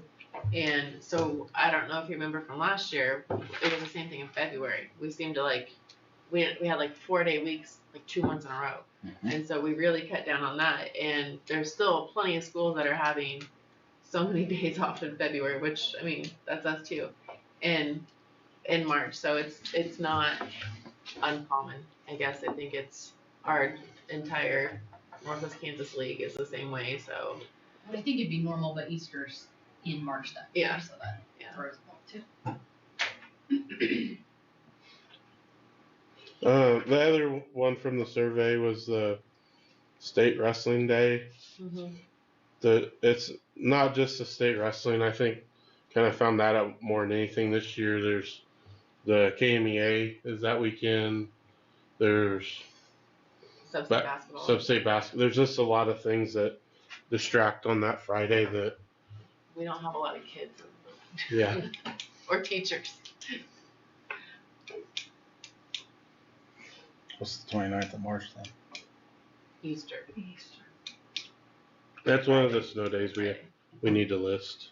We've typically had that. It's a Monday. That Monday off. After Easter off. Easter Monday. Easter Monday. Is that a bank holiday? Just a school holiday.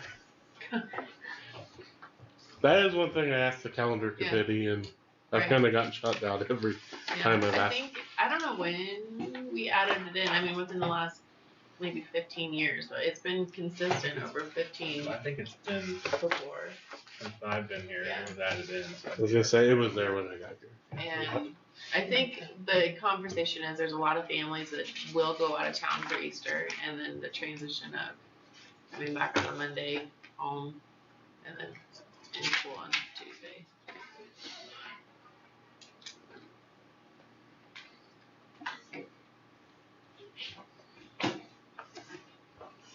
I just don't think teachers want to deal with kids out popped up on sugar. There is a sugar issue. Do you say Thank that, goodness for Halloween on Saturday. you said your survey was like about 50-50 on the parent-teacher conference? Yeah. one vote difference. Yeah, it was,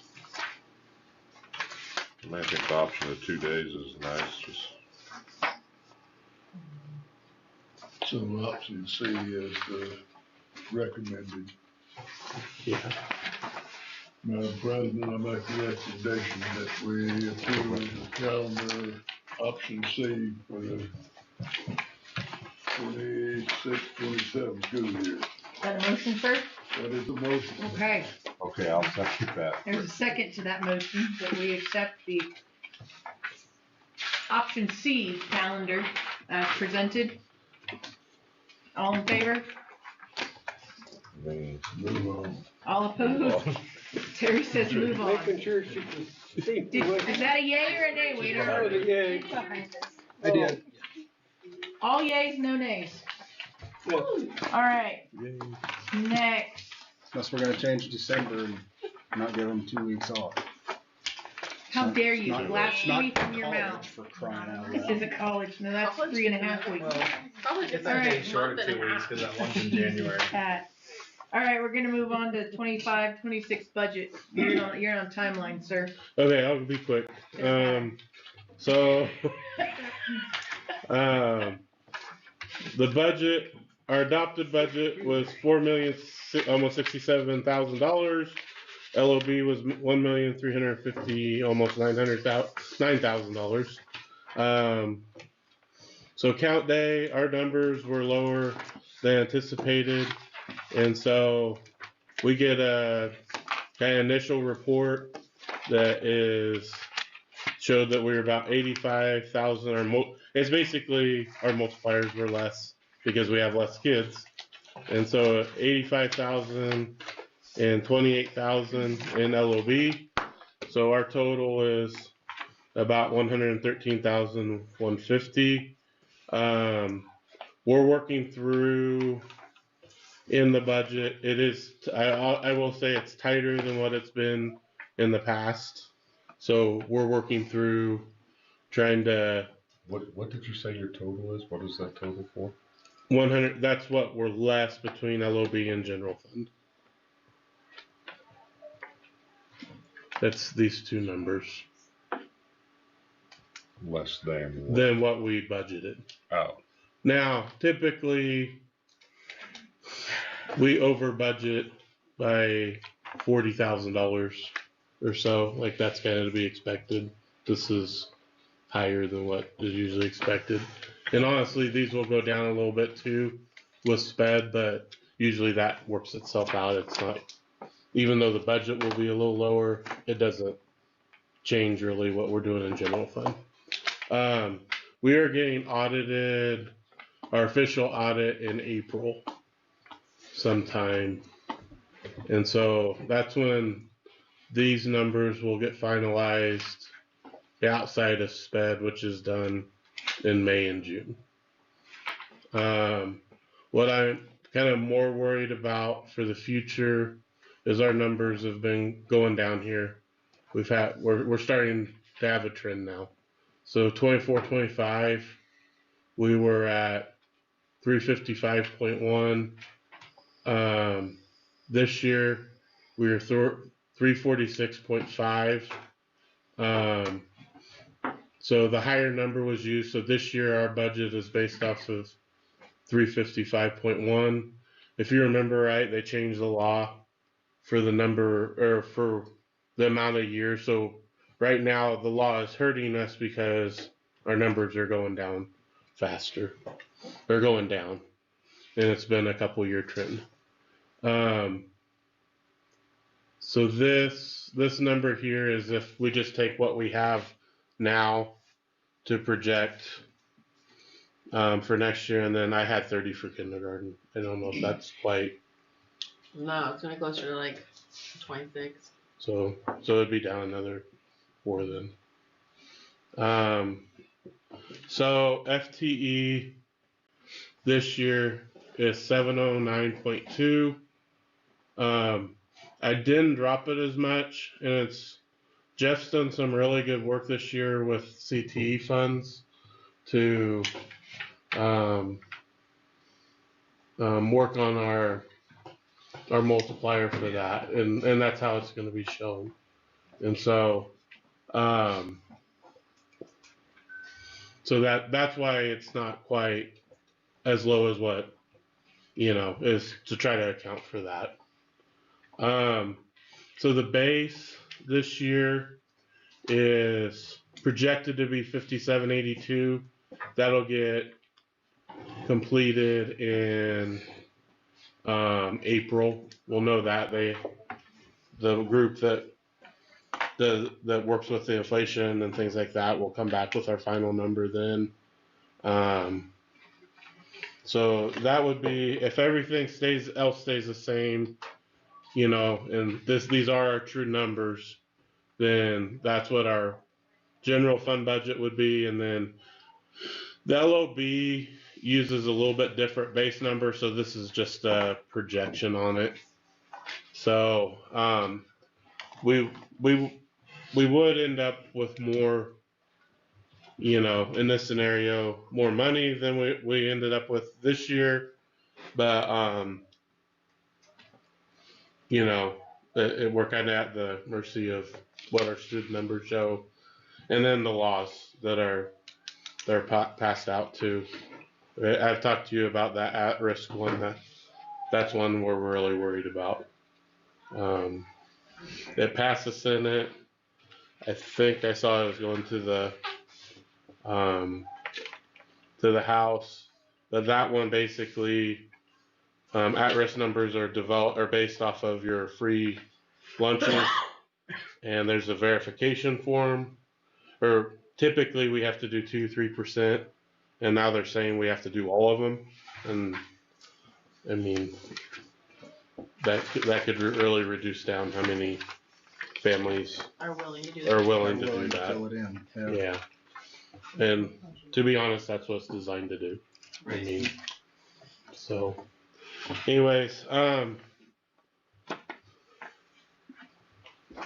just looking at this, I know it's something we're working through. When I first started going through the numbers, you know, when we budget things at the beginning of the year, I always am conservative in that I put worst case scenario as much as I can. As we get closer to the end of the year, we reconcile that out and it gets closer. And so I have better projections now than I did, you know, even a month ago on it. But it's continuing to do that till we're done. If you remember right, we've talked, you know, with our balances and things like that at the beginning, or ending balances and then beginning balances. One thing, if you hear in the legislature, is the SPED funding. That's way underfunded. One thing they hit on is we have too high of SPED funding balances, or SPED balances. And so that's a way we can kind of hit two birds with one stone, is reduce that down to help the rest of the budget out and things. And so it'll just be a continual conversation that we have from now to the end of the year and things. I'm not outside of like just being as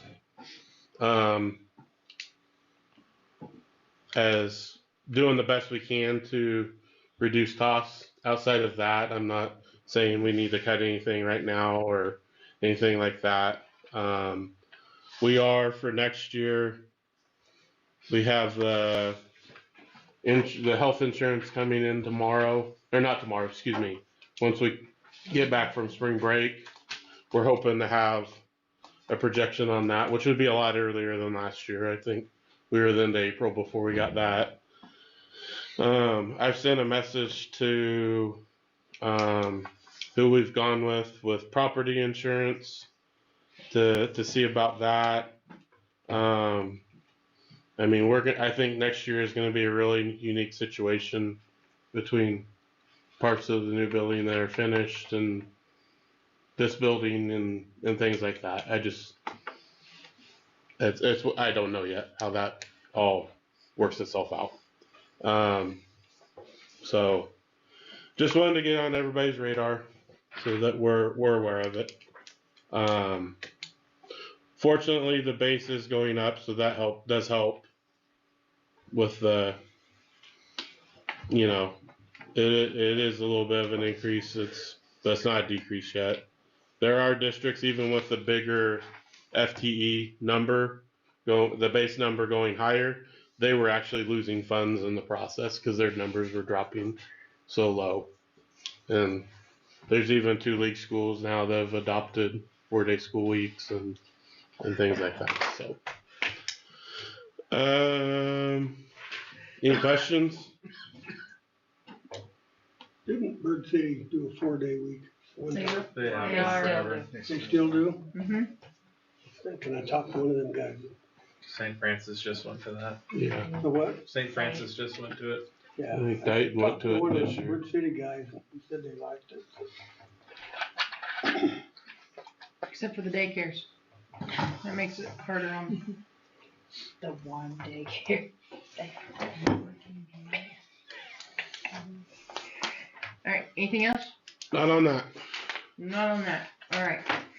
Gonna keep moving to E, the 26-27 KASB and LAF memberships. So, the KSAB dues, we did attach a membership guide. The dues did increase a lot. It's based off of our,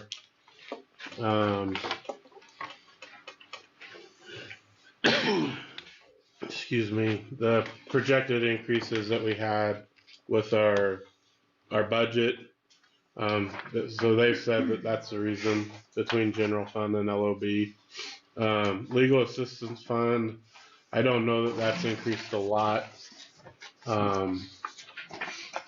since I've been here, but they did have an increase on that. And you said that's a formula, they have a formula to figure out how much they charge. Yeah, they have a formula with Why it. did it go up? What part of our budget or? Because we're building a school. Your formula based on each district's state of Kansas general fund allocation and local option budget. So our LOB went up, so they're charging us more. Yeah. Basically.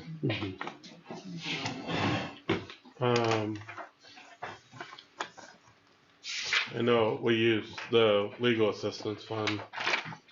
We use that a lot. I don't see that one, this one we can not use.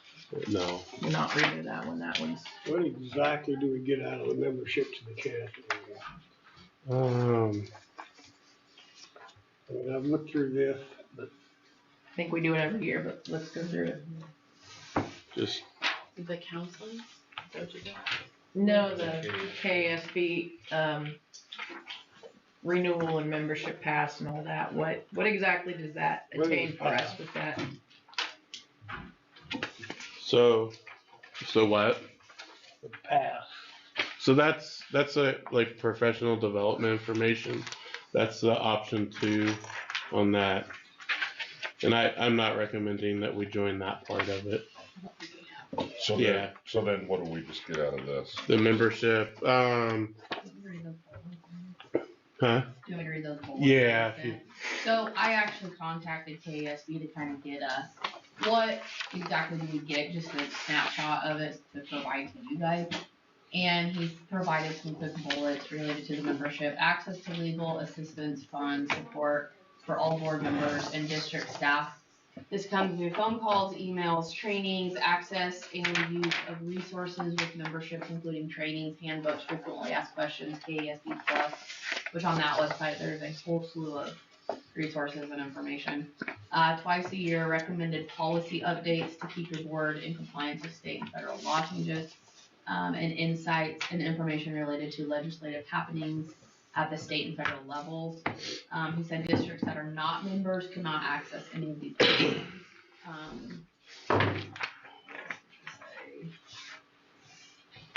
And he actually pulled a report to show like how much we've used it. they have at least 2 advocates in the legislature. I mean, they work for all schools and things. One is actually from Atwood. Shannon Kimball is originally from Atwood. Joe Peterson of that. Okay. So the membership doesn't affect the legal assistance at all? Yes. It does? Yeah.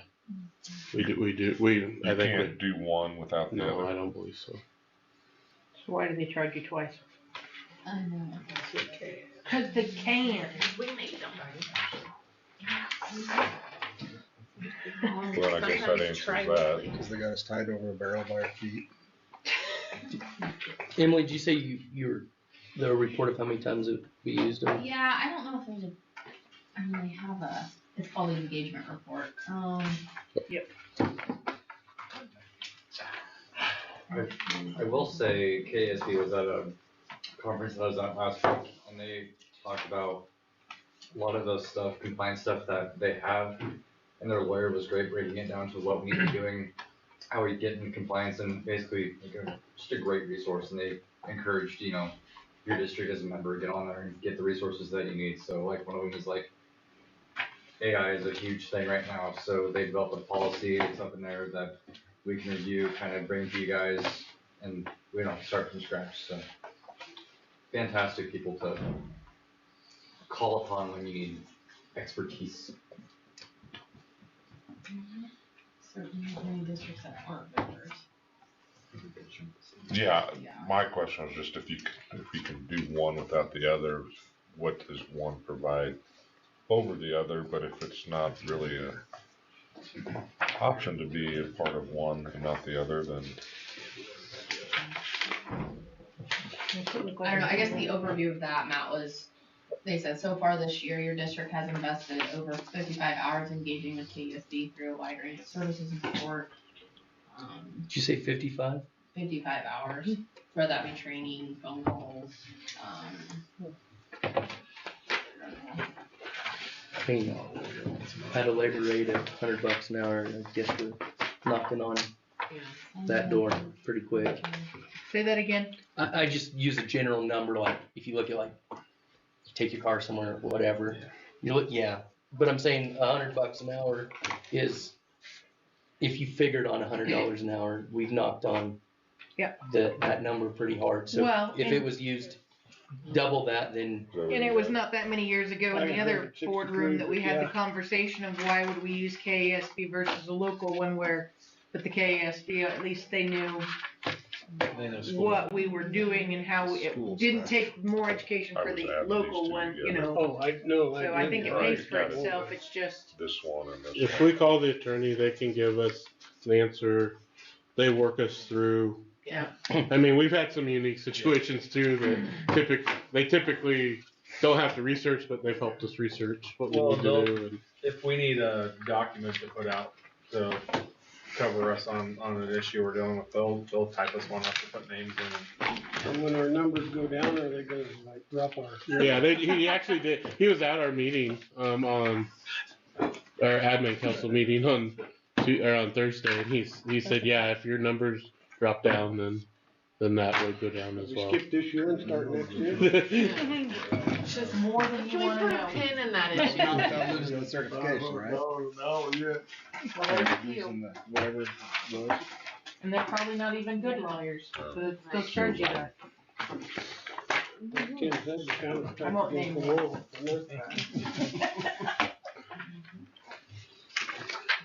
All right, is that it? Well, if I guess we're asking for. Discussion wise, Okay. what do you guys want to do? No, you don't. No more. Move on. Get it approved and move on. Yeah. Is there a motion to be presented, Jordan Dunker? Madam President, I'll move to pay the KASB dues and the legal assistance fund.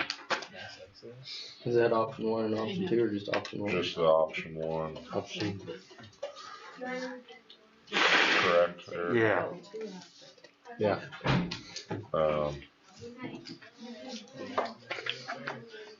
Yeah, and join the KASB program then, I guess. Does that summarize it, I guess? Does that give you what you need? That does. Is there a second? It's seconded. Okay, it's been moved and seconded. All in favor? All opposed? I like to make the motion as muddy as possible. Gives Emily something to work with. Yeah, you figure out what to do. She's known you long enough. So She probably has. All right. Administration reports. Or do you need, does anyone need a personal needs I break? just need to stand up. I'm Okay, not- you're just standing, you're not, I'll My back I'll hurts, move to that's take the a best I can 5-minute do. recess. okay. Standing Is there a second for a 5-minute recess? I second it. All in favor? All opposed?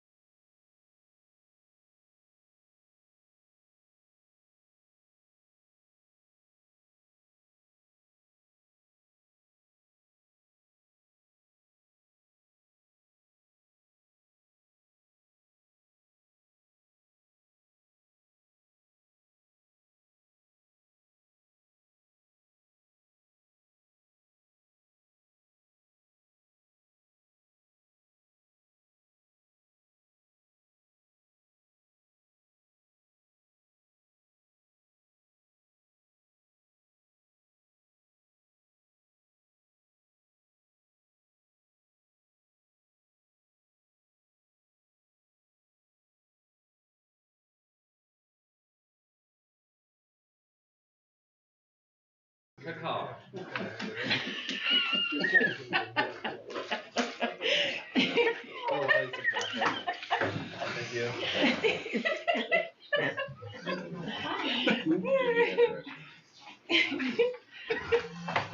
Anybody else want water?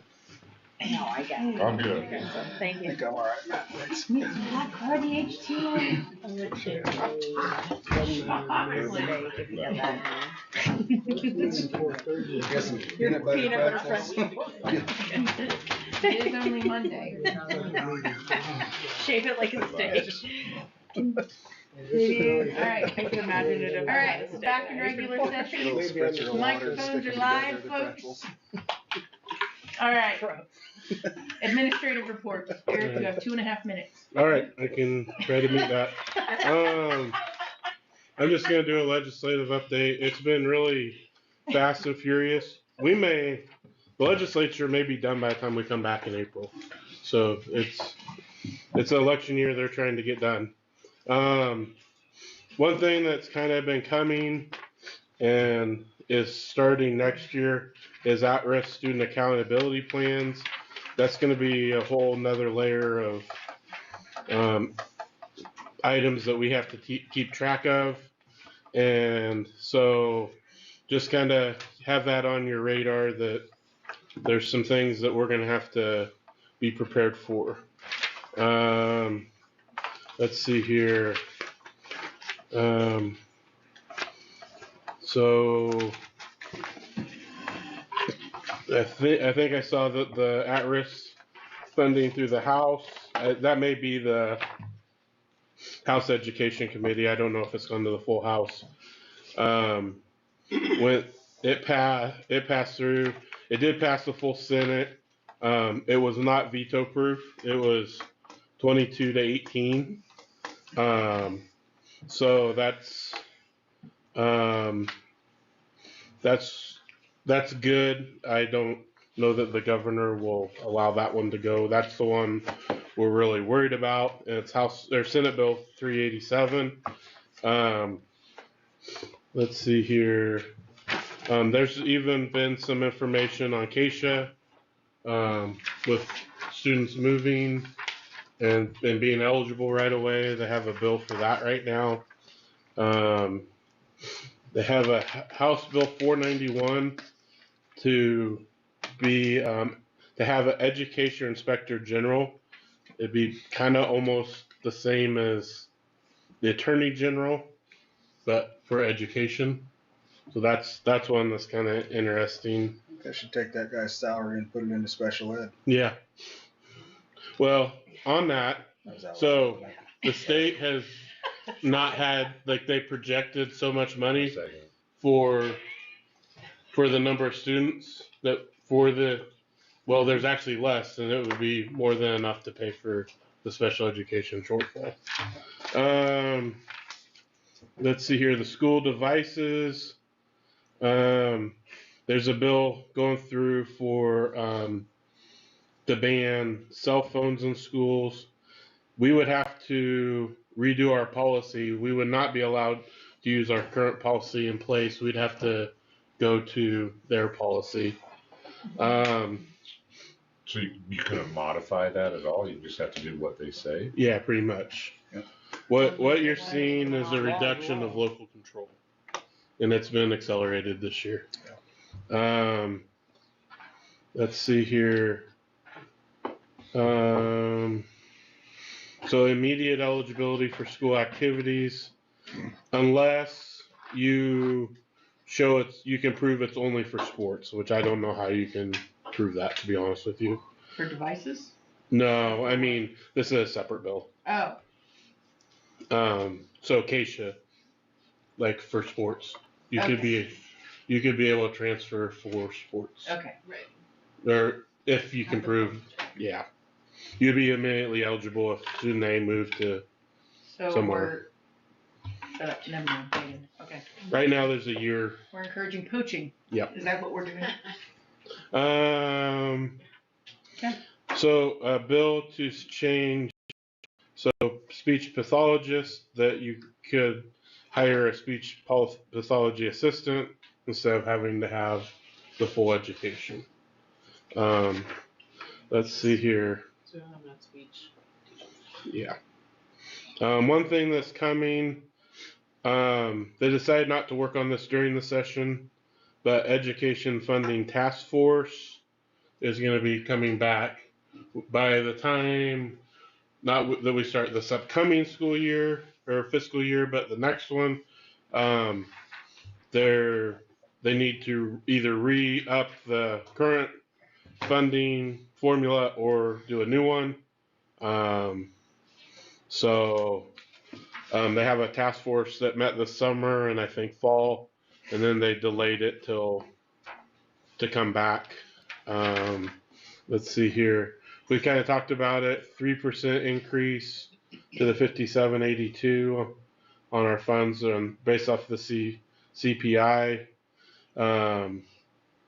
Let's see here.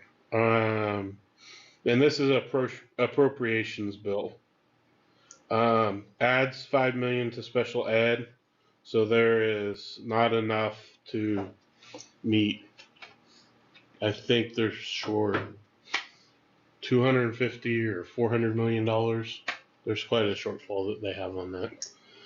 This is a new one that was added in, so I'm just going to read the verbiage. If there's a student walkout and the school does not have parental permission, enforce truancy laws and school policy, and if staff facilitate, encourage, or enable, the state board would adjudicate the district, and the district is subject to a daily fine equal to the superintendent's base salary, and the day does not count towards the school term.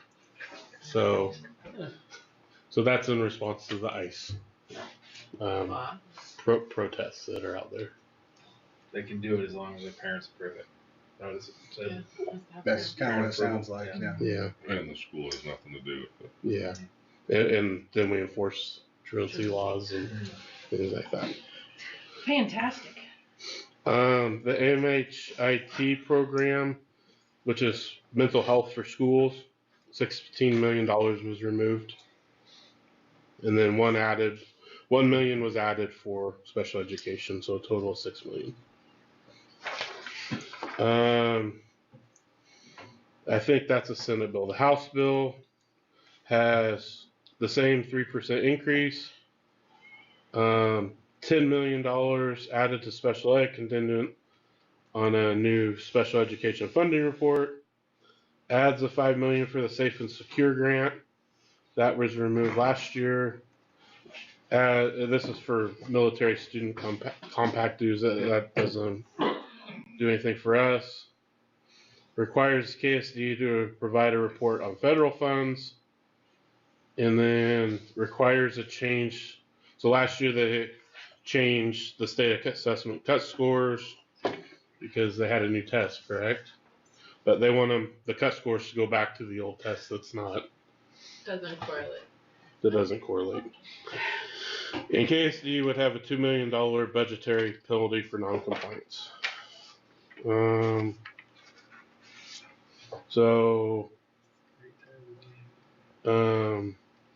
Funds up to, so they add a little bit for professional development, added for mentor teachers, which they don't have this year.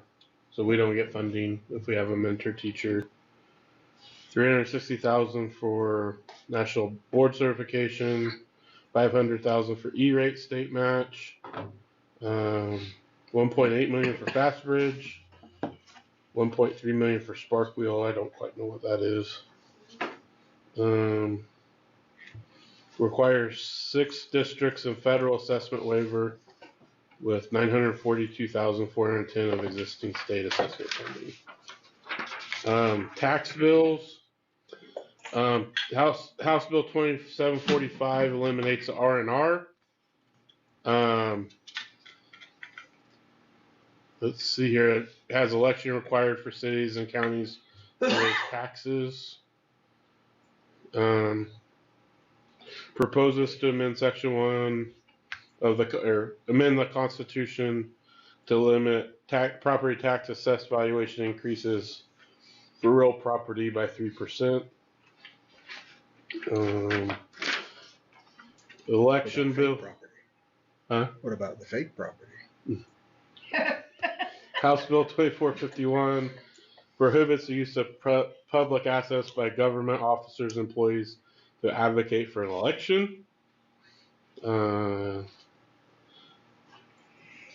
Modifying municipal lease protests or lease purchase protest petition requirements. And I believe this allows board candidates to withdraw from the ballot. Senate Bill 392. So,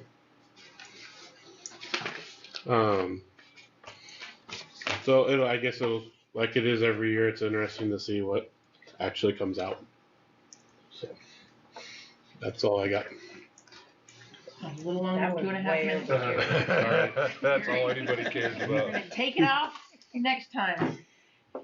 Mr. Sampson. Oh, it's my turn? I wonder if anybody else is taking it. Okay, 'tis the season when we have all kinds of stuff going 2 on. minutes. So I've got a long, 2 minutes. I've got a long list of wonderful student stuff to share with you guys. Let's see. E-Fair, we had our E-Fair this last week. Entrepreneurship Fair took place Wednesday, March 4th, bringing together 17 business ideas and 35 students for an exciting day of innovation and competition, sponsored by Network Kansas and Rawlins County Economic Development. The event showcased the entrepreneurial talent and creativity of local students. Each team presented a business idea to a panel of 5 selected judges and answered questions about their concept. Judges evaluated each team based on their oral presentation and their written business plan. Students had the opportunity to earn up to $2,100 in prizes. All the students who participated were great representatives of our community, and it was amazing to see the talent our students have. They all have a bright future ahead of them. That was from Mr. Sharmick. Results of it: A&E Beauty Bar and Brew was named the overall winner of the competition. The team now has the opportunity to advance to the state competition at Kansas State University, April 28th and 9th. In addition, all participating businesses are eligible to apply for the 15 wildcard positions, with the wildcard winner to be announced on April 3rd. So results: $750 for A&E Bar and Beauty, for Emma Hagler and Ainsley Moses. Second place was Will Holly with Quick Clean, which I believe was a laundromat, $500. TRT Hunts, Tucker Prito, he was third place for $250. Fourth place was Ian Anderson, Jeremiah Lair, and Cooper Hayes with Plastiforge, which is a 3D printing company. They received $100. Fifth place, Dusty Boots Detailing, Auto and Farm Detailing, Maggie Holly. She was fifth place for $100. People's Choice was Kylie's Kitchen for Kylie Dirks. Ready to Launch received $100. R&A Works Photography, Aaliyah Ashford and Raya Casper. Community Focused, $100 to Dalen Fairchild. Business was Fairchild Lawn Care and Snow Removal. Most Innovative, Pet Club by Cody Dirks and Shy Walker for $100. So congratulations to all those kids for their awards and their hard work. And that, some other things going on. Peyton Juneman went to KMEA State Music. She was awarded a 3-time participation as a 3-time participant of that in Wichita. So congratulations to her. We also had Junior High Music Festival in Colby. We had soloists Parker Juneman, Lila Blaze, Mason Etherly, Miles Klein, and Drew Colwell all received 1 ratings on their solos. And then Sydney Britt received a 2 rating on her solo. Our boys ensemble received a 1. Our girls ensemble received a 1. And our choir received a 1-2. So they sang 2 songs. I don't know if that's how that worked or not, but so I did go over and get to help supervise and listen to the kids. They sounded great, so that was fun. We just finished up high school wrestling. We had 4 qualify for state. Gage Withington and Dalen Fairchild were qualifiers. Corbin Franklin, state champion, and Maggie Hawley, was a state finalist and so a state runner-up. So congratulations to all those kids. Told you I had a lot.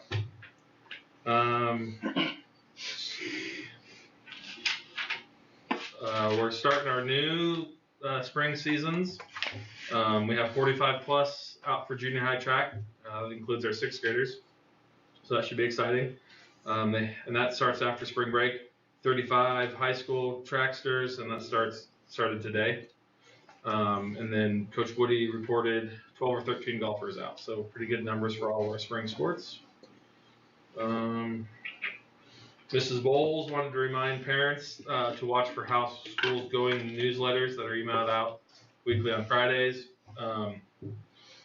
If parents aren't getting that or don't know how to get onto that, reach out to your offices and we can make sure you can get on those lists to get that how's school going newsletter and access to your students' how's school going account as well. Joel and Augerbright with Greater Northwest Kansas Communities and ACE Foundation presented their scholarship portal to the seniors. So all updated scholarships can be found on the USD 105 website in the Counselor's Corner. We had several students visit Fort Hays State Northwest Tech, or Northwest facility in Goodland on March 4th, and they were able to pick 4 programs that they were interested in and visit all of those programs over there. We had representatives from John Deere Full Throttle program come and speak to our kids about that opportunity. This is a program that a couple of our kiddos have taken advantage of. Eddie Hansen completed it, and Allison Ripperty is currently enrolled. Representative from Garden City Community College will talk to students about career in athletic training and sports. Fort Hays Tech Northwest, we'll have a recruiter here Wednesday the 11th. And then we're getting ready to start state assessments. So that's from March 30th to April 10th. Mrs. Rush would like to report on our new Spanish platform we've used this semester. She said overall the students that are in it do find it much more interactive, engaging, and feel like they're learning more than they were on our previous platform. So I thought that was a good deal. Do I have any? I'm probably missing something, but that's all I got to say about that. Good job, Forrest. Well, I can add to some of his stuff too. I know we did it, so he got to do it too. So the fire marshal was here. Oh yeah. Right, and we gotta block it out. But I think it went well. Did you suppress that, Jeffrey? I didn't hear anything too bad. What's really What's really funny is with every building we have now, we have to have a separate report on it. Yes. And I think technically even our storage containers. So I don't know that they did it for all. So every modular? Yeah. Nice. So we have about 15, 20 different reports on it now. I bet he was super excited about that. So, but I do think, like, overall, I don't think we had any major glaring issues. And Rob's already sent Yeah, all the fixes back in. Yeah. And then we also had the statewide tornado drill, which is always fun when Jeff doesn't have a tornado shelter at the high school. So we practiced coming down here again. With them starting remodels on the gym, we don't know where we're at, but if we'll be able to get into there or not in those circumstances. So I always like that to be fresh in the kids' mind. And how long it does take to get down, because honestly, like, we've talked many times, if there is a thunderstorm brewing, they're getting on the bus well ahead of time. Mm-hmm. We'd much rather it just pass over and us be in the library or doing reading buddies or something here. So they're gonna head down this way as soon I as we started counting as soon as the whistle went off, and it was 15 to 16 minutes is what it took to do. It's 2 bus trips. Yeah. But we do have plenty of space for everyone to be in an actual tornado shelter, all K-12 here at the elementary school with overflow. Like, that's not using the boardroom or the bathrooms down Here? by. Mm-hmm. Yep. So we can put everybody safely in a tornado safe area, and that's all of these bathrooms up here, plus there's like the little old nurse's office, or I don't know, Office Susie's office is counted as a interior room, plus then the locker rooms. You guys head to the locker rooms because it's closest to the door. And then we still have the conference room and the bathrooms down there. Yeah, Head Start uses the bathrooms. So- We have kind of used when we did have the real tornado situation a couple years ago, we used the conference room as kind of a base to So, kind of monitor things. so we're required to do 2 tornado drills, so we're done with those. We did 1 in September, 1 in March. Crisis drills, we have to do 3. I know I've done a couple of mine. I'm sure you've done yours. And then fire drills, we have to do 4. So we've just been drilling, getting them over with, checking them off. Tara Bowles has been coming down to do social emotional lessons with the 3rd through 6th grade classes, a couple each week, depending on grade levels. 6th graders, we're going to start track very soon. They said a little over half of the students are participating in 6th grade, so good turnout. 6th graders don't get a javelin, right? Okay. We have some field trips coming up. I'm just saying. 6th grade is going to Goodland, April 15th, and then SharePoint. The 5th grade is going to the Denver Museum of Nature and Science in April. 4th grade is going to the Sternberg on March 27th. 3rd grade's doing the Owls Trail. 2nd grade's still kicking around some ideas. 1st grade's doing Crystal Springs. This will be their 2nd year to do Crystal Springs. And then kindergarten's doing the Rexford dairy and a teddy bear clinic at the hospital. So, and then Chandler let us know that we have the How is School Going app, and 100% of our teachers are using it and are logged in, and that beats the national average of the user base. So we're doing a good job of using it. We're planning on using it for our conferences tomorrow. It's just a really good place to put all of the information. You have your Power School grades, your Bassbridge grades, your Kansas State assessment, your attendance, your missing assignments, Do assignments, balances, lunch bill is now in there. And that's where also we do our weekly newsletter, and it sends out just a reminder of the activities and stuff that are going on that week. And which program is this? How's School Going? How's School Going? You should get an email. Right? It should email, text. I don't know. You don't text it. I text every Friday at 6 p.m. Yes. So if you aren't receiving that as a parent, then check with your And it's office. supposed to go to their email? Yes. Yep. Based off the email that's on It's- Power School. Yeah, so if you're not getting it, we need to change something in the system. So I have like 170,000 in my Hotmail account right now, so hanging out. just saying. Got me beat just barely. So, and then parent teacher conference is tomorrow, 1 to 8, so. We're excited. Good job. That's ridiculous. If you leave it long enough, you can make a new email account and not even worry about it anymore. Can I ask a question about, so you were talking about like the tornado drills and crisis drills and fire drills. As I sit on the LEPC, so the local, oh my gosh, I hate acronyms, Local Emergency Preparedness Yes. Committee? Committee, yeah. That's a good C word. So LEPC, Yep. but they had requested, if we had updated or asked if we had updated, it would be nice if we could pass that along to them, because we had started talking about like bad weather. I know they just had a weather spotting. We went there this summer to work on our plan, so we do Right. have a pretty good plan that we need to just So if you could, email, Yeah. hard copy, what would you like? yeah, email, it'd be fantastic. That way we'd kind of just have an idea of what Yeah, it we're kind of lays dealing it with, out like all because, sorts of different. Yeah, there's all kinds of stuff. The crisis plan. right.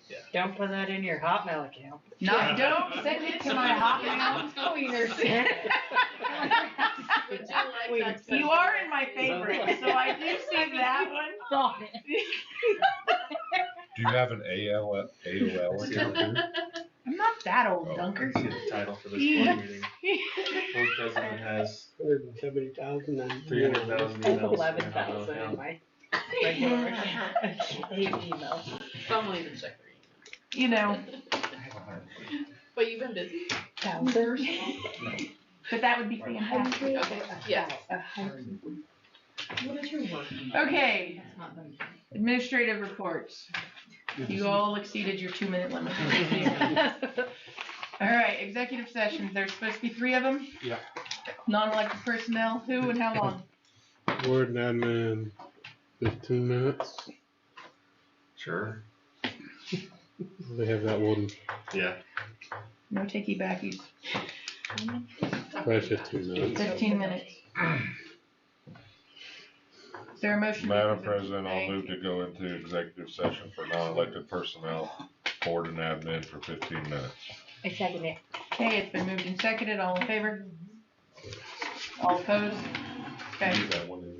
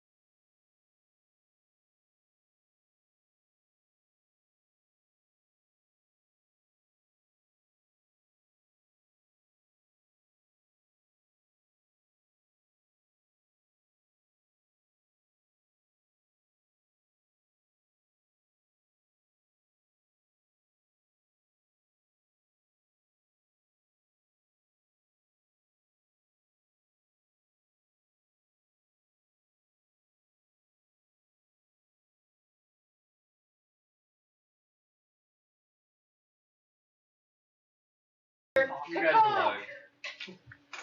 Tim said he had it. He did. I'm not throwing him under the bus. I'll do it. All right, we're back in regular open session. You all right there, Tim?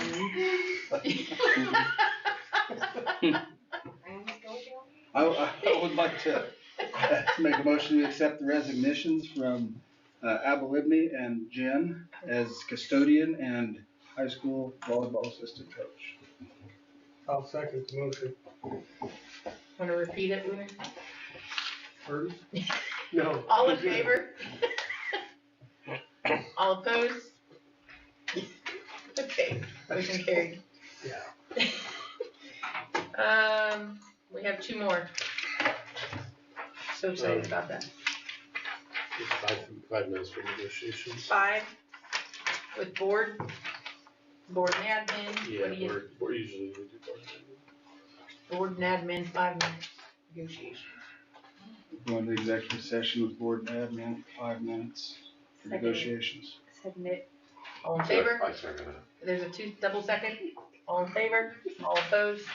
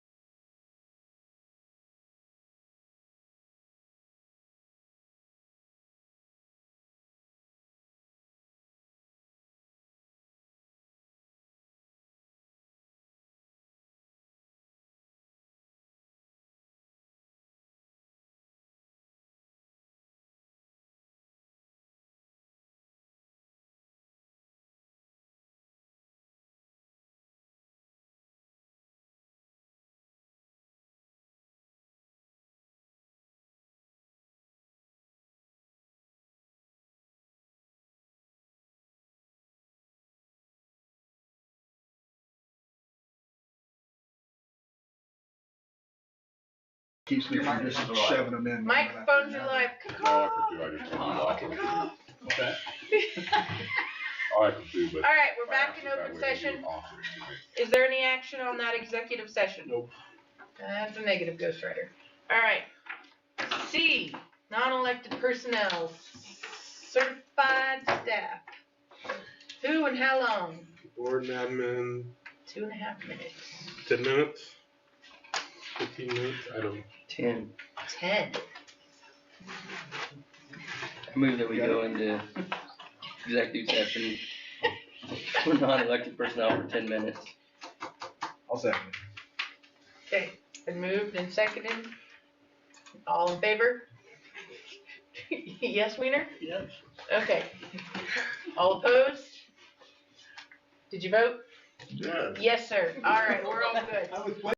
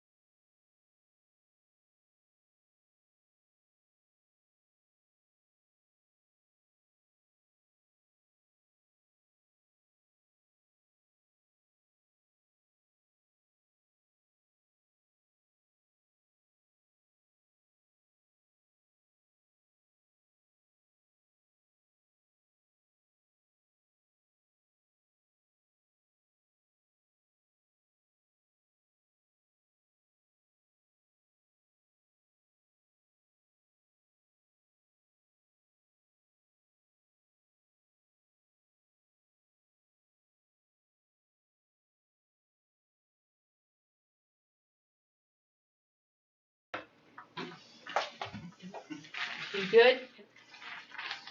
Yeah? Alright, we're back in open session.